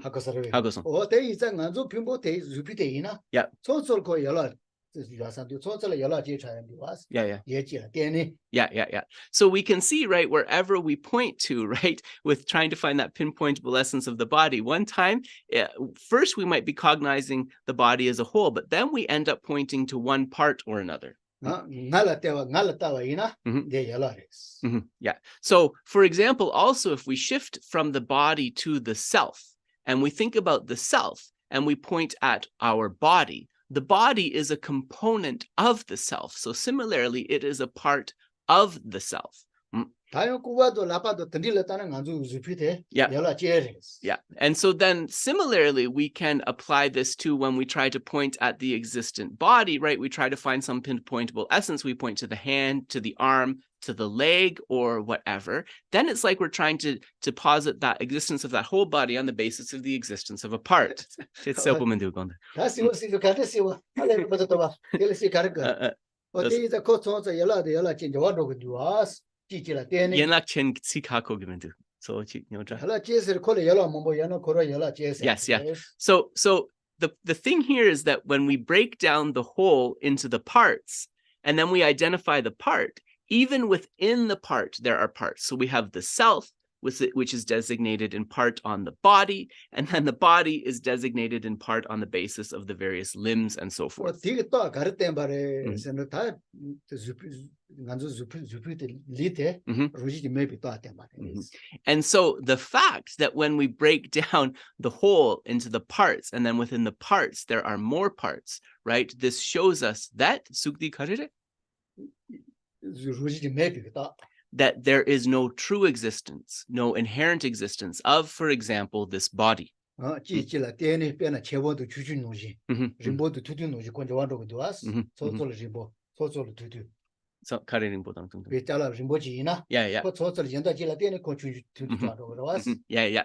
And so if we ferret out this reasoning even a little bit more, we can think of designations of like a big object or a small object, something that is seemingly small compared to a larger object. If we take a tiny object, it will seem big in comparison to it. So we see the relation between all of the parts and how they function as designations together. 전보도 주주, 림보도 두두, 파리도 쓰리. Yeah. Over there and here, big and small, long and short. These can only be designated dependently on other objects. So what does that show? That shows that they are not inherently big or small. They are not inherently long or short, which shows that there is no pinpointable, inherently existent essence.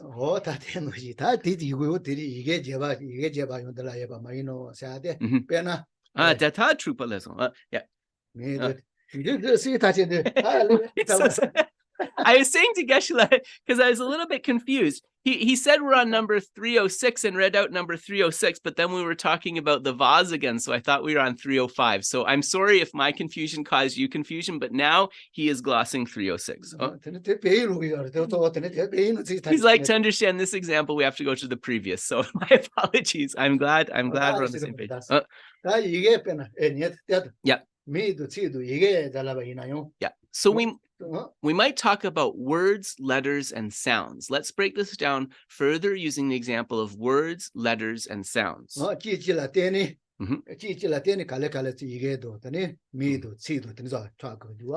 So how do those things work? On the basis of a sound, right? A sound was assigned a particular letter, at least in Tibetan, that's how it works, right? A sound was assigned a particular letter.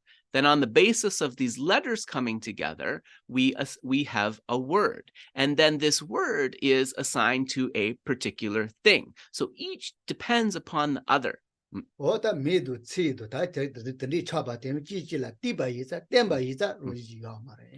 So when we talk about names, when we talk about words, these are pulled together from sounds, which are then assigned letters, which are then used to designate something. So the word comes about from the various parts. It has no inherent existence. It's a dependent arising.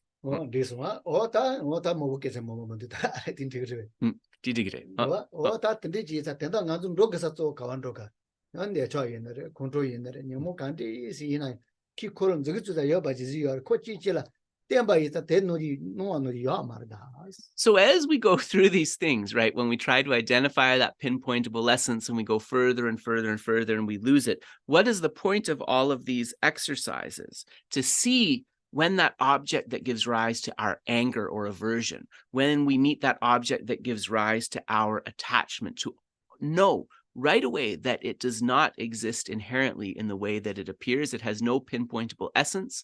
When we do that, the anger and the attachment will naturally diminish. 대지라 때는 강하게 좋아지고 여기 요아래 노도지고 여기 요아래 아까사라 다 나사람다 여기 요아래 대지원 저 주사 요바 고라요 마티비 노아 샤기 요아래 때는 내 말에 길티 바라다. So when we have this mistaken appearance of the object, thinking that it is independent, stable, it is not a dependent arising. It exists from its own side, right? This is going to cause this habit of reification, grasping at true existence, which is going to cause us more sort of mental projection, more grasping, and correspondingly, the stronger the afflictions are, the more that has negative impacts on our mental and our physical health. 다 던지지는 소노토나 단 나상인의 지인의 나로서 할레비 코로프게 때지지도 요아로 왔어. 다 이나이 디톨 마보 몸보 시지야 대지파 필요로야 그래와요. So we have this fundamental illness, right, of this kind of like fundamental misperception. But if we can use these teachings to sort of challenge the way that things appear to us and to stop this habit of reification, right? Exaggerating either those positive or negative qualities connected with attachment and aversion, already, right, we're doing something very positive. So those are the things that we really need to use. So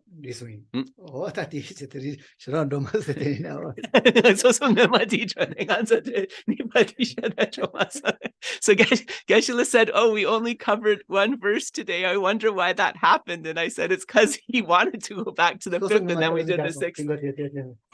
Oh, he actually said he went back to the fifth because I thought there was something unclear. I'm not sure how it happened, but anyways, we've covered very thoroughly 305 and 306 now. So that's good.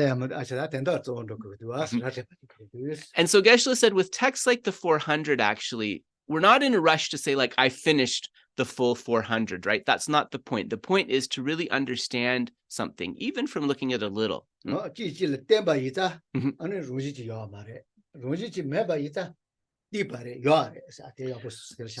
Because things arise dependently, they lack inherent existence. Because they lack inherent or true existence, they do not exist independently. They must exist from the coming together of parts, causes, and conditions.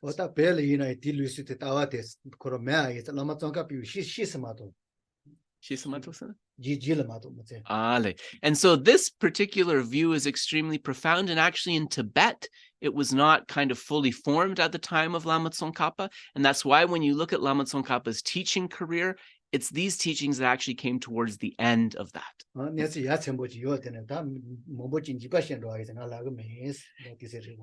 Tsongkhapa realized that if he kind of pushed this teaching from the very beginning, a lot of people wouldn't be able to understand it, or would maybe even be frightened to it. Therefore, they would not want to listen to his teachings, right? So he waited for their minds to ripen before introducing this.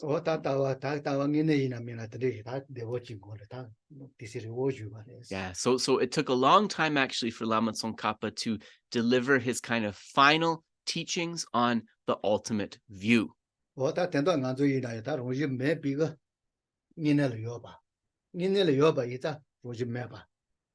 Because things lack inherent existence, then things can arise. Because things can arise and they arise dependently, this depends upon lack of inherent existence. Okay.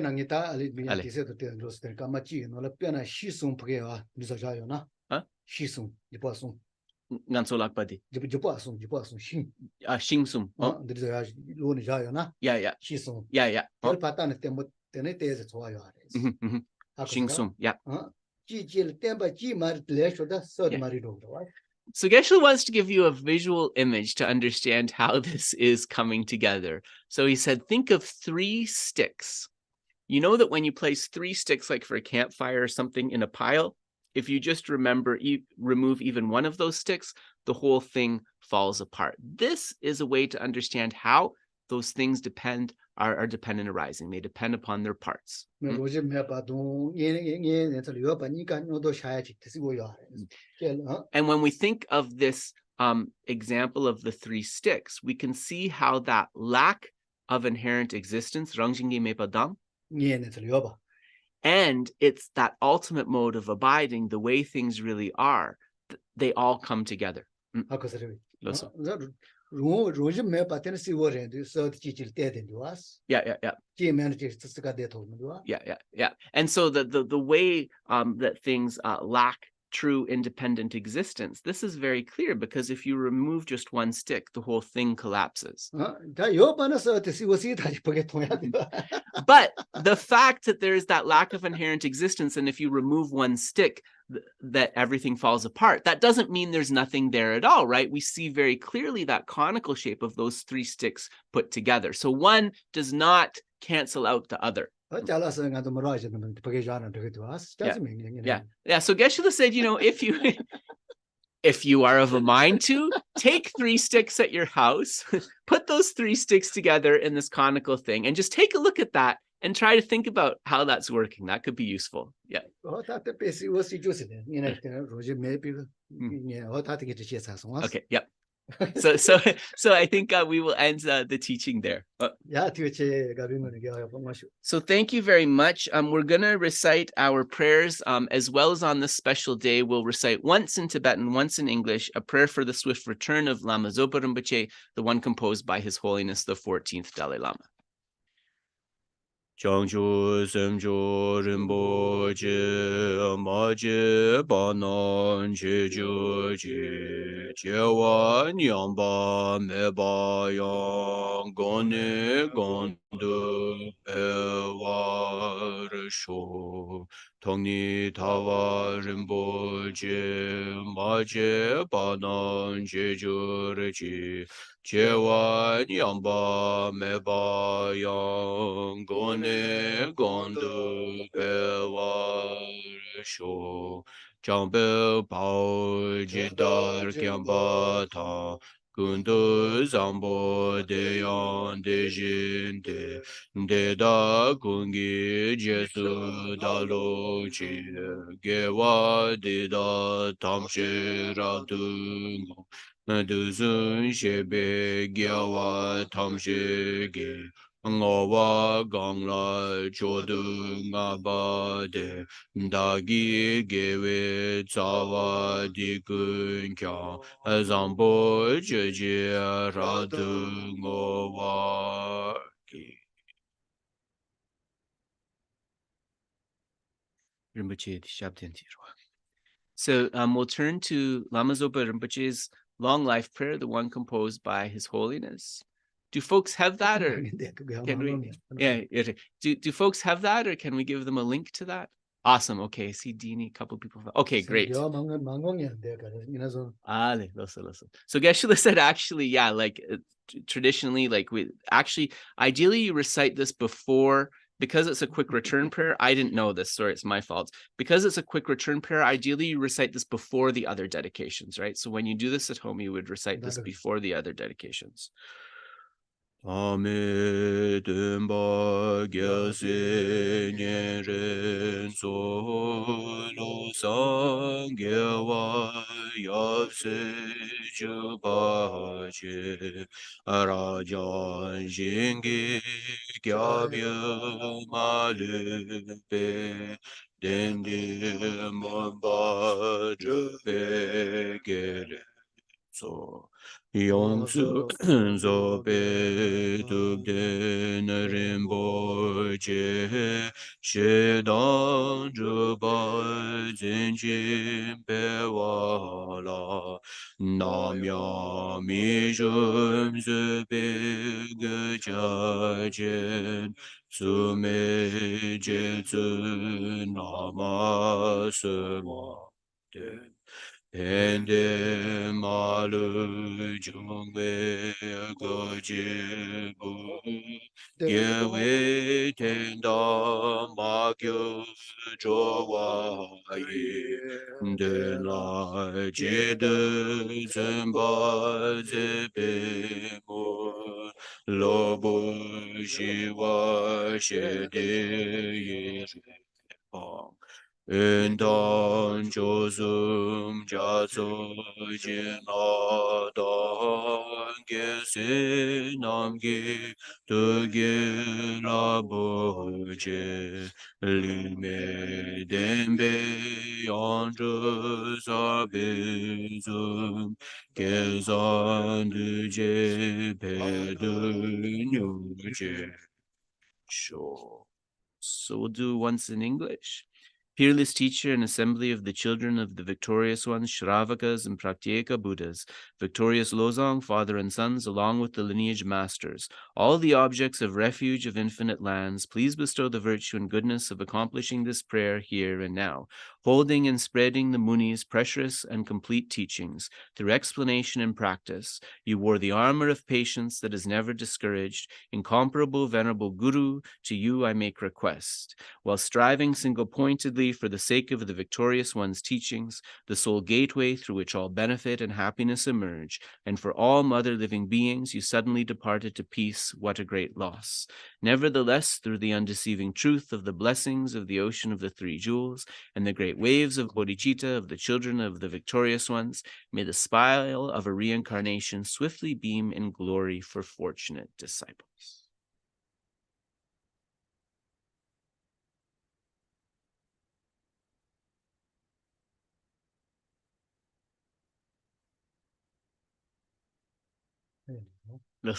Yeah. So we'll pause there. Give me a moment to turn on the volume, and we will take questions if people have any. So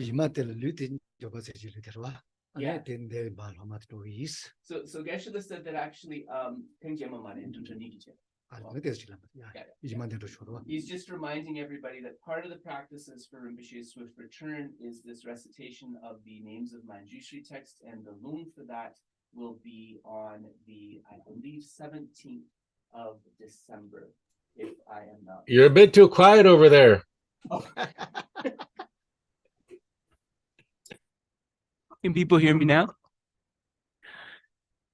Okay, so just a reminder, Geshe is saying that part of the recitations for the swift return are based upon a recitation of the names of Manjushri text, the Jampe Tsenju, and this will be transmitted by Geshe along with the three principal aspects of the path on December 17th. So that's our last Sunday before we take a Christmas break of like 9 days or something, I think. Any questions?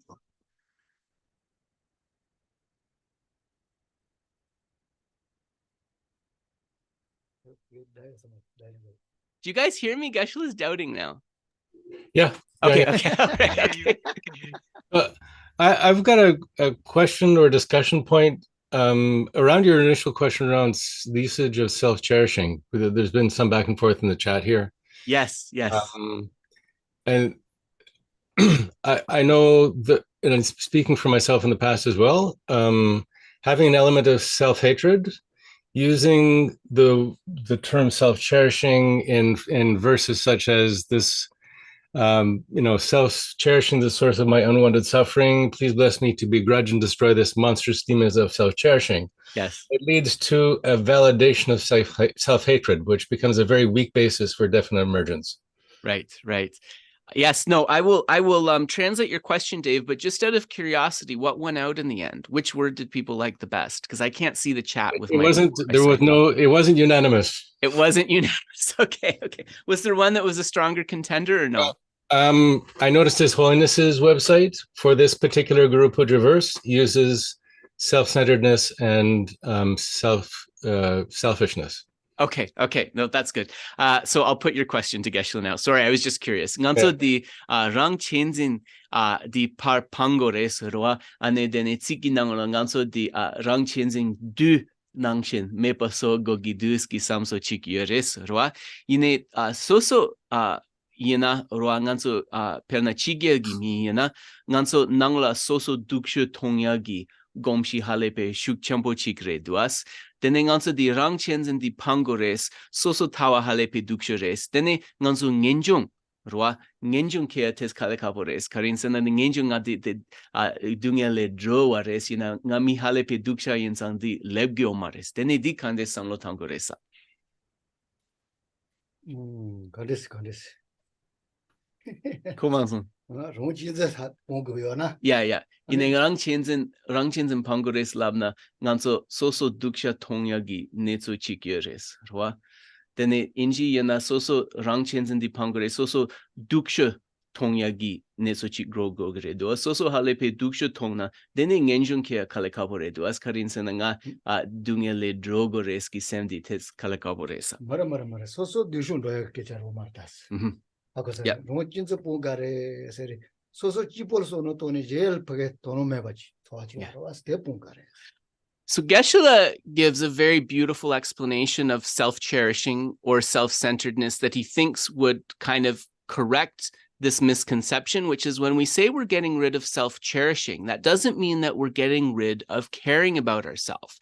It means we're getting rid of an obsession with our own self-concern that rejects others. So from only dwelling upon our own welfare, we completely reject the welfare of others. That's what's meant by self-cherishing or self-centeredness.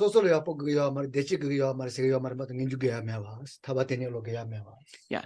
And also to understand that it's that attitude of our own happiness causing us to disregard others. It's the target here. It's not our own happiness, because indeed, with definite emergence or renunciation, if we weren't concerned about our own happiness at all, why would we want to strive towards liberation? Why would we want to strive towards freedom from suffering?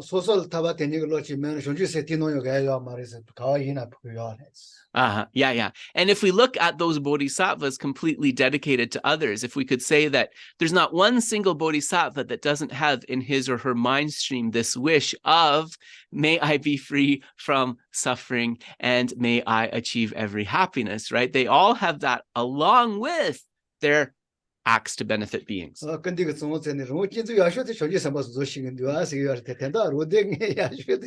that's why His Holiness tells this joke, right? That like the bodhisattvas actually have the wise selfishness or the wise self-centeredness or cherishing, because they know that through taking care of the needs and the welfare of others, they also work towards their own welfare. Yeah.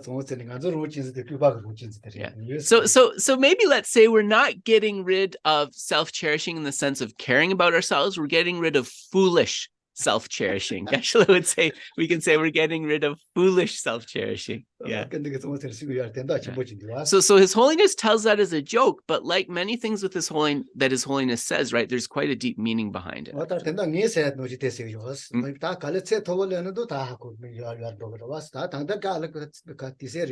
Yeah. So the problem that we're trying to address is, because of being so obsessed with our own self-concern, and Geshe said low self-esteem also is part of that, right? But because of being so self-obsessed, we've disregarded the needs of others. That's what these words are pointing at to destroy this demon of self-cherishing.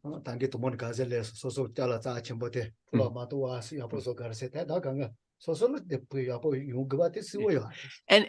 this regard for ourself and our happiness as important, this is actually confirmed in so many of the Buddhist teachings. How many times are we exhorted not to waste the opportunity of this precious rebirth to create the causes of future happiness, right? So our own welfare is kind of built in to that vision. Lama Tsongkhapa says, when we think about the welfare of others, we also establish a cause for the very supreme welfare of ourselves. So once again, self-concern, right? Taking care of ourselves, part of that.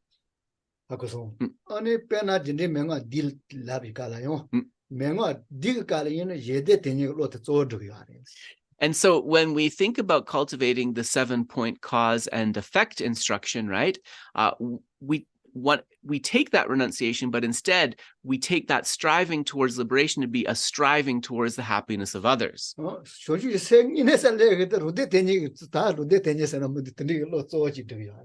and the nice thing is that when, as a result of striving for the welfare of others, the mind of bodhicitta is brought forth, through that mind of bodhicitta being brought forth, we achieve our own welfare in a meaningful way, and we also work towards the welfare of others. So there's a beautiful coming together of both welfares.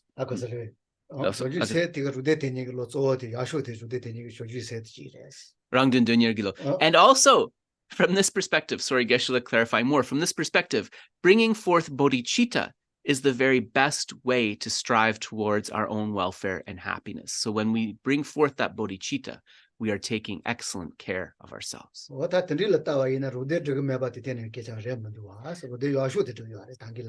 So we understand that in that way, actually, this practice to bring forth bodhicitta is actually also not just for others. It's a practice to bring forth our very own supreme welfare. So is that clear now?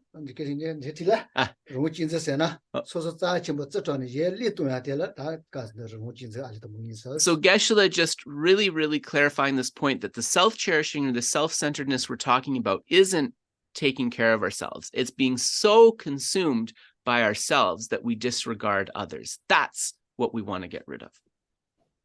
Thank you. Yes, you're welcome, Dave. You're welcome, Dave. It was a good question. I think, and I do think this is such an important point, especially like in this world. Yeah, and Geshe said he's also aware of like the connotation that self-cherishing, abandoning self-cherishing has, in different cultures. So it is really good to address this point. Yeah. So also in the Heart Sutra, we talk about the Bodhisattva, and then we talk about the Mahasattva, the great being. So these are two types of Bodhisattvas. The first who has achieved their own welfare, and the second who has achieved their own welfare as well as the welfare of others. So we have to take care of our own welfare as part of this picture. Any other questions? I have one. Go ahead, Suzette. What's the best way to deal with a situation where you realize things as they are, but you're watching somebody else hurt other people and they don't have any dharma or mind training or anything, and they are being frequently hurt. So you can deal with it, but they can't deal with it. And what's the best solution to that? Yep. I got it. Nganso di lojong tang chogi netso chik yores roa. Ane nganso di kandes laugre tunkien duksha lamdu kier tugires roa. Ine nganso nyen kashe koronso chichana barche chikpa chikyang chungire duas. Ine konso chula yiche yomare konso lojongi nyamlen metsang. Konso barche dang dunge dinso durujab tugimen dus. Mi di daboshikiyana dene Europa kandes chegus. So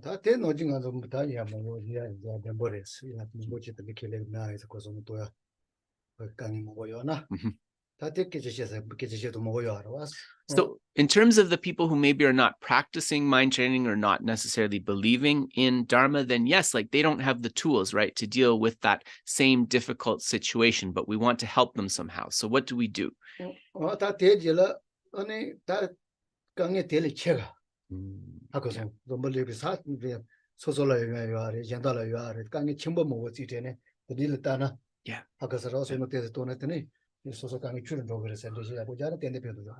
So Geshe-la's advice here would be to ask that person to think beyond their own problems and look at the suffering that is manifesting in so many parts of the world right now. And think of that suffering that is actually more intense than the suffering and obstacles that they're experiencing. That can give them a sense of proportion about their own suffering, which can hopefully reduce some of the upset. So getting that sense of proportion, one suggestion.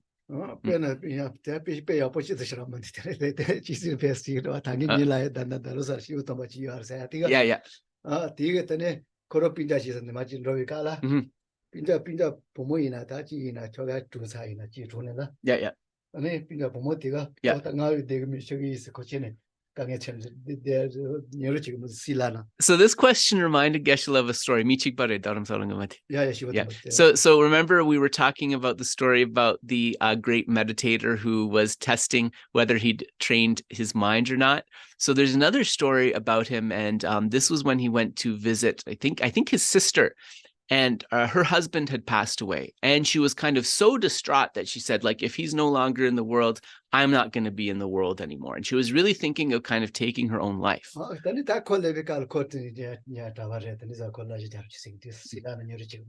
And her friends were saying, like, she's so upset and nothing we say seems to be helping her. So, they called her brother, this great meditator, and they said, you please talk to her, like tell her something.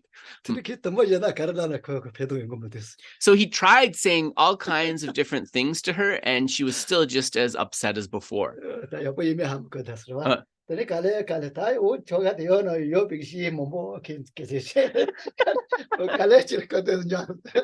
So he told her, contemplate all of the faults about your late husband.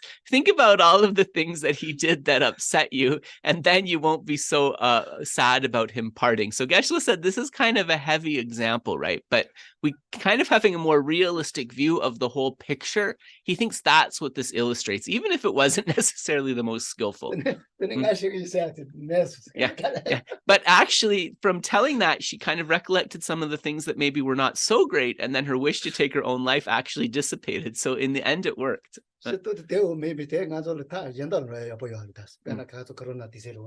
Yeah.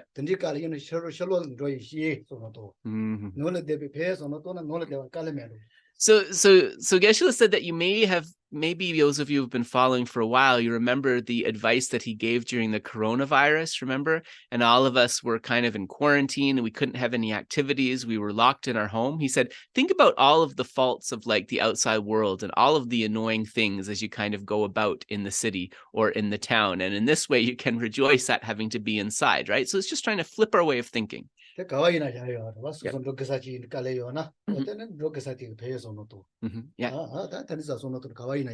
Similarly, if you have to like take a trip somewhere to a place that you find a little bit difficult, every place has some good qualities. So just try to think about its good qualities, right? So kind of encourage them to switch their way of thinking.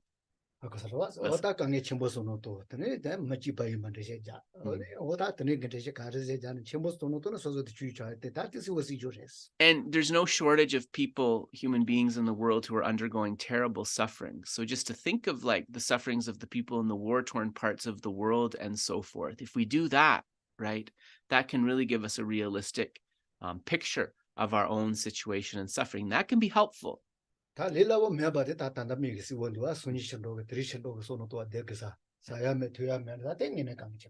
these are real people. They're human beings just like us.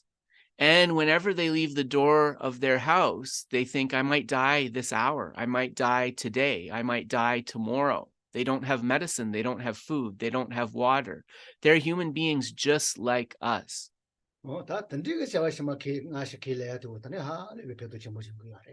Yeah. And so Geshe said to kind of build this and take this even further, right? When we play out the story over past and future lifetimes, right? That adds a whole other layer of profundity. Yeah. So those are a few things that you could try to say to him or her. Yeah. I think we covered Suzette's question. Suzette, they'll come back if you have something else. Is there anyone else? So I'm not allowed to be wrathful? No, ask. Go for it. So I'm not allowed to be wrathful? And not allowed. That's loaded. Yeah, I'll ask him that. Nga trakpo so chogi omaresa. Midela trakpo so chogi omaresa. Geshe doesn't think so. He says you can always say it in a gentle way. Yeah, okay. Yeah, just try to shift the way of thinking. Okay.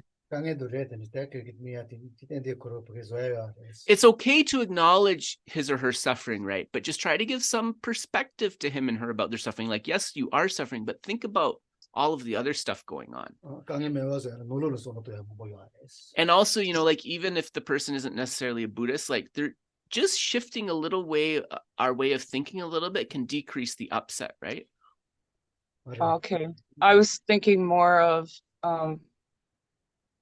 trying to compassionately confront the person that's hurting everybody. Oh, That's what I meant. ko mi digi dunga mi mambo nupa kyagire duas. Then it didn't so candes me pasogas.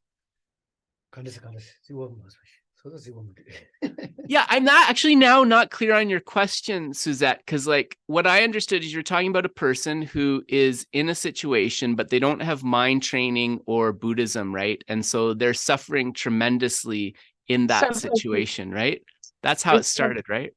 Yeah, it's several people that are being hurt by one person and nobody having the skills to, you know, everybody's dealing with it the best they can, but I'm wondering if there's like, yes, I can help them that way by saying, oh, there's people worse off and, you know, war and dreadful things like that. But what about the person causing the harm? Okay. Yeah. Nupa kiegen din so mi din so dunge chungeres mi nupa kiegen la tenichi duas. Ni mi nupa kiegen di nupa ke kandes kogo gere dusa. Yeah, dunge nyongen din so. Nupa kiegen chi dua konso kange tsodi nupa kiegen di kandes kogo resa. Konso din so ichi.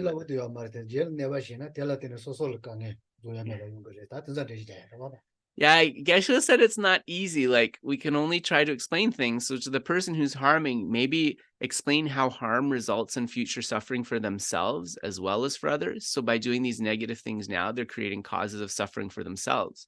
And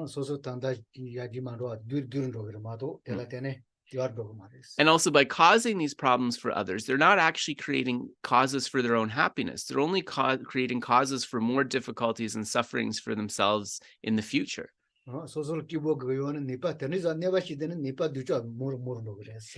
If they're seeking their own happiness, this is the wrong way to go about it, because by harming others, we're only creating the causes to be harmed ourselves. So those, you don't have to use like Buddhist terminology to explain that, but it's just kind of like a general understanding that the energy we put out there, right, is what comes back. So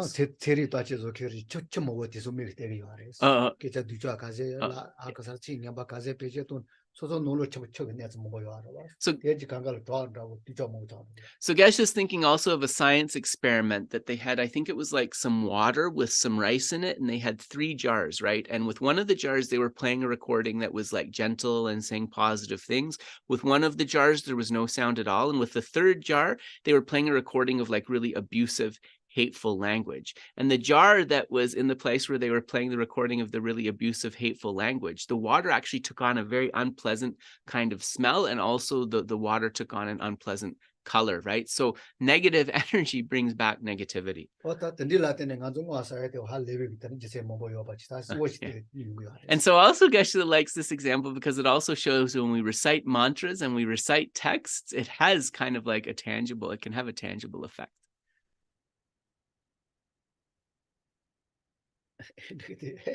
So I think we've covered hopefully both aspects of Suzette's question, but do feel free to come back. Are there any other questions? I think I see one hand. I'm not sure if it's Abhilash. Abhilash, go ahead. That's me. Kendrapa and Geshe, we have few questions from Facebook and YouTube. Is it okay if I ask? Sure. Yeah. Yes, go ahead. We're a few minutes over.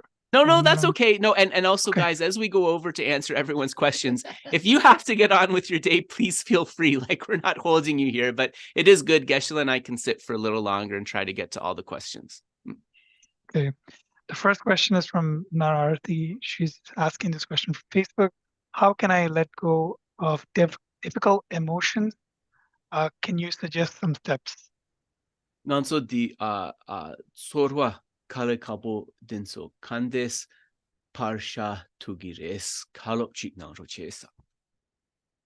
Ta te nga zo sonji ge tawa koro tombo se na mu de ji to je mo to ba Sumba Tiga or Kare in a Soa di Chat, Tembo Yomare, okay, in the one way, yes, but what is on to Kare. So one beautiful teaching about the Buddha on this, it was contained within the teaching on the 4 Dharma seals, which is that all compounded phenomena are impermanent. In other words, all phenomena that arise from causes are impermanent. In this way, we can understand that these difficult emotions, that these unpleasant feelings, they too change from moment to moment. And although they seem strong right now, they might dissipate.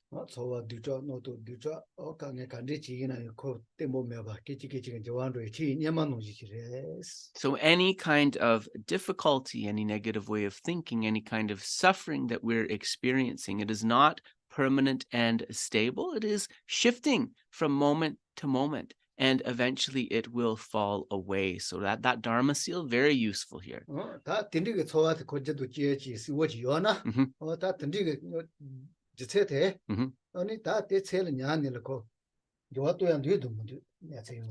The other, and Geshe also sharing the advice of the son of the conqueror Shantideva, right?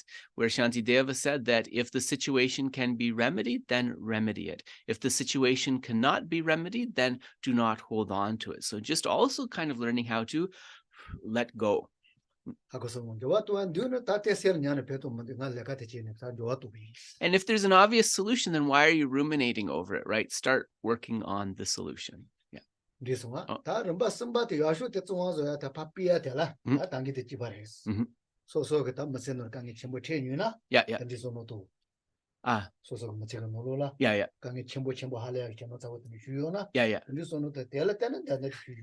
Also, the sense of perspective, which Geshe mentioned in relation to Suzette's question, is very helpful here. You know, like think about, okay, this is a difficult moment, but like in my life, I've had more difficult moments and difficult emotions than this, and eventually they've gone away. So develop a sense of perspective also maybe as well.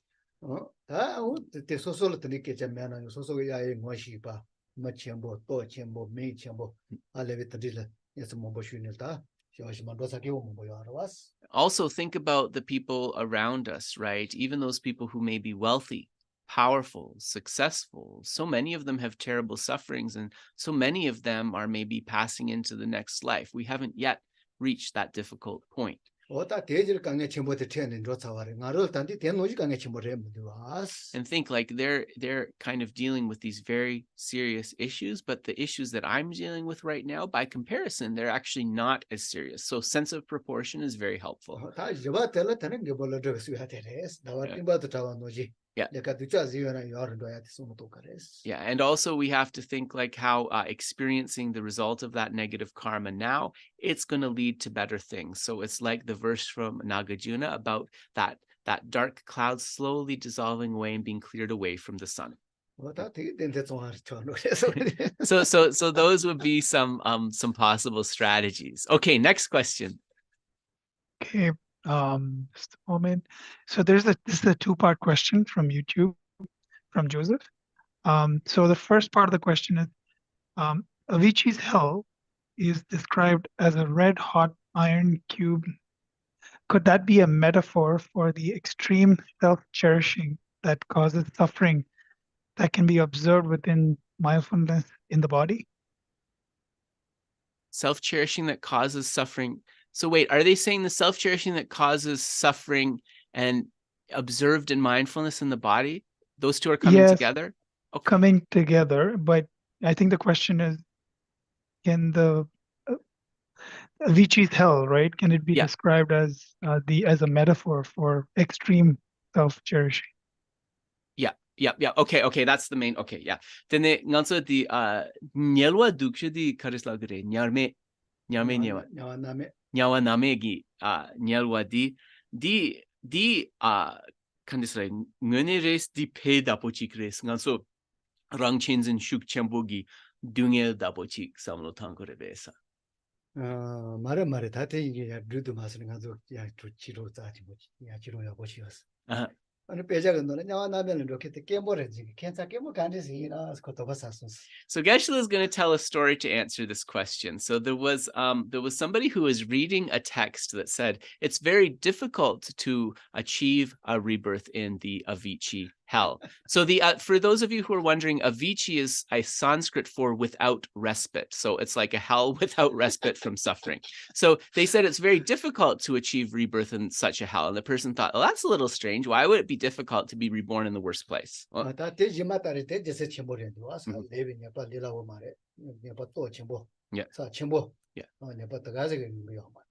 and so that's the first thing to understand here, that being reborn in Avicii, it's not just from a relatively small negativity or like the negativities that people accumulate in ordinary circumstances. It has to be a really, really, really terrible, terrible negative karma.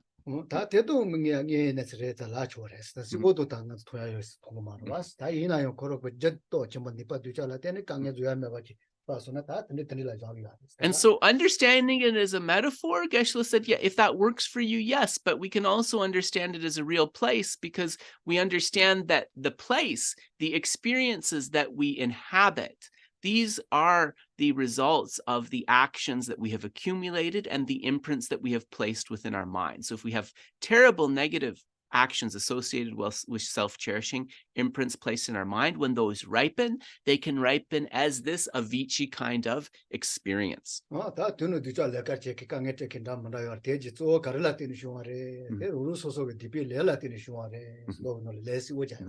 And so also to understand that it's not understood as a value judgment, this Avicii hell, but it's understood as simply cause and effect. So the people that are in that realm enduring the suffering, this is simply how their very heavy negative karma is manifesting. But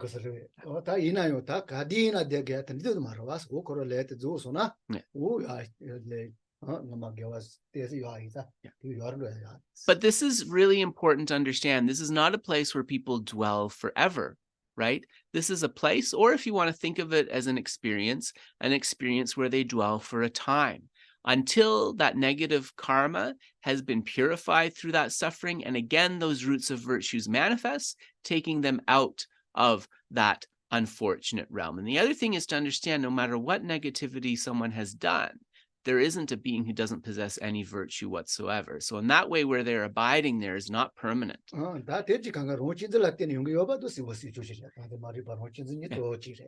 the fact that this whole mess of staying in that realm, we can understand that this started with self-cherishing and the ignorance grasping at the self, right? There's no doubt that if you trace it back, that's where the whole thing, the whole mess began, if you will. Yeah.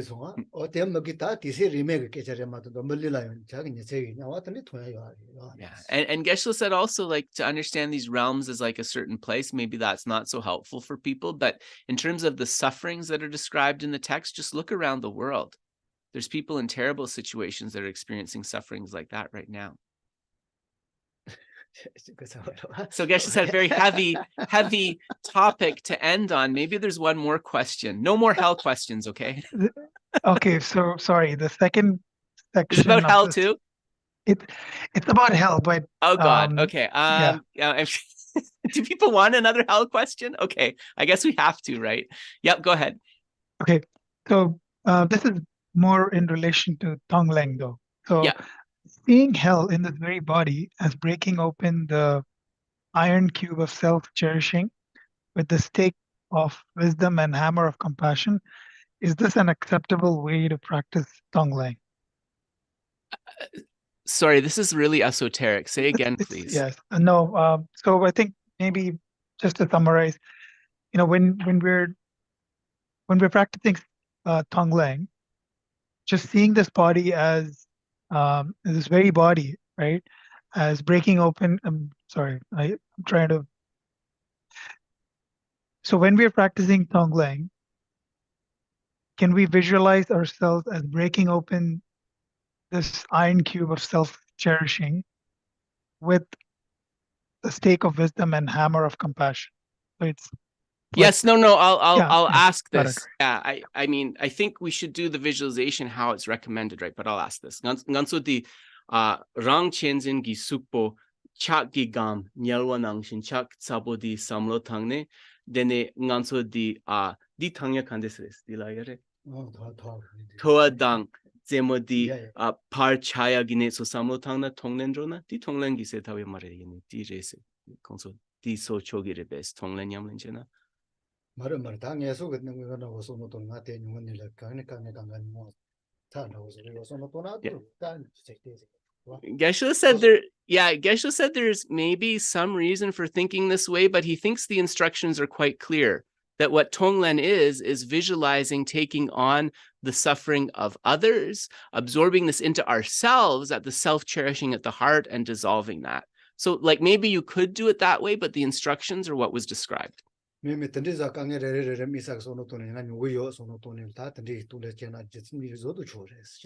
Geshe said, like, in terms of visualizing, if this is helpful for you to think of the sufferings as kind of manifesting in this way and breaking open, like you can, and that's sort of like a Tonglen way of thinking, but the instructions are as described.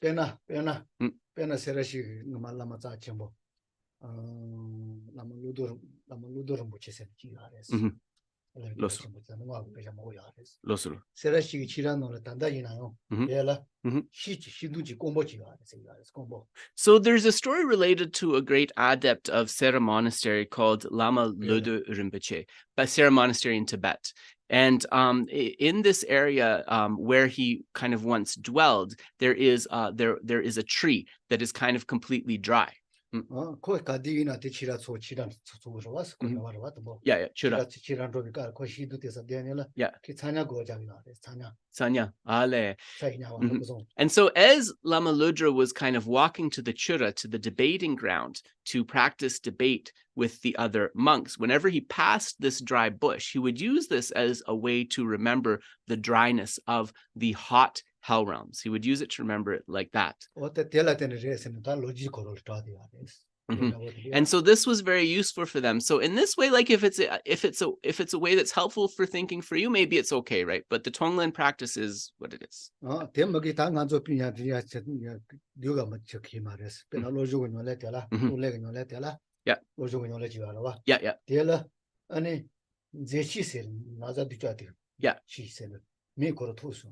Ale, zechi me pasoe. Michik.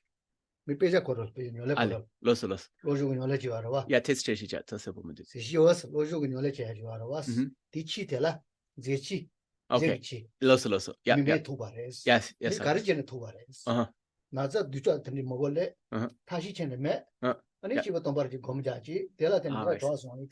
So the Lojong teachings were once known as the leprosy instruction. And so we know that at the time when these teachings were composed, right, leprosy was a serious illness without a cure. So why are the Lojong teachings called the leprosy instructions? Because it is said that if we apply the Lojong teachings and follow the instructions precisely, it can cure an illness even like leprosy. Yeah.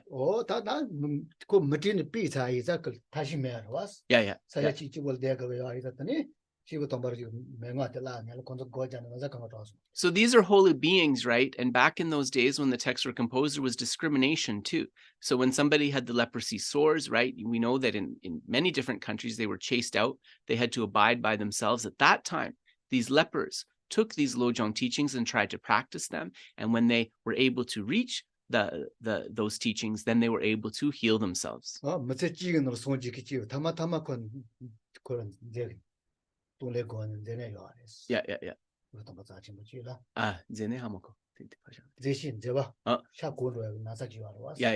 Yeah. So there were many people who healed themselves from that leprosy.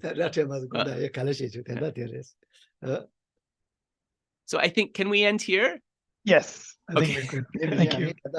Sorry. One more thing. Geshe wants one more thing.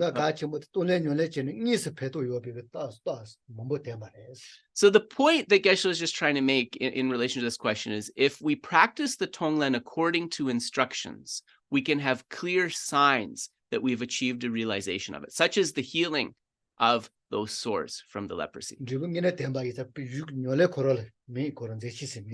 And so because Tonglen practice has this very clear sign of attainment, for example, through the healing of leprosy. That's why it's called the leprosy instruction. Yeah. So Geshe said that, otherwise when you see things like this, you might think like, well, that's a bit weird. Why would someone call an instruction that? But it's the meaning of the power of the practice. Oh, this.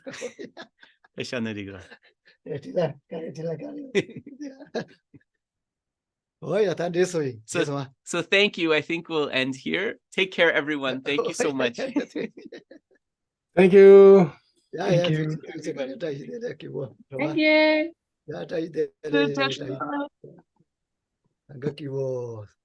everybody, enjoy the rest of your holiday.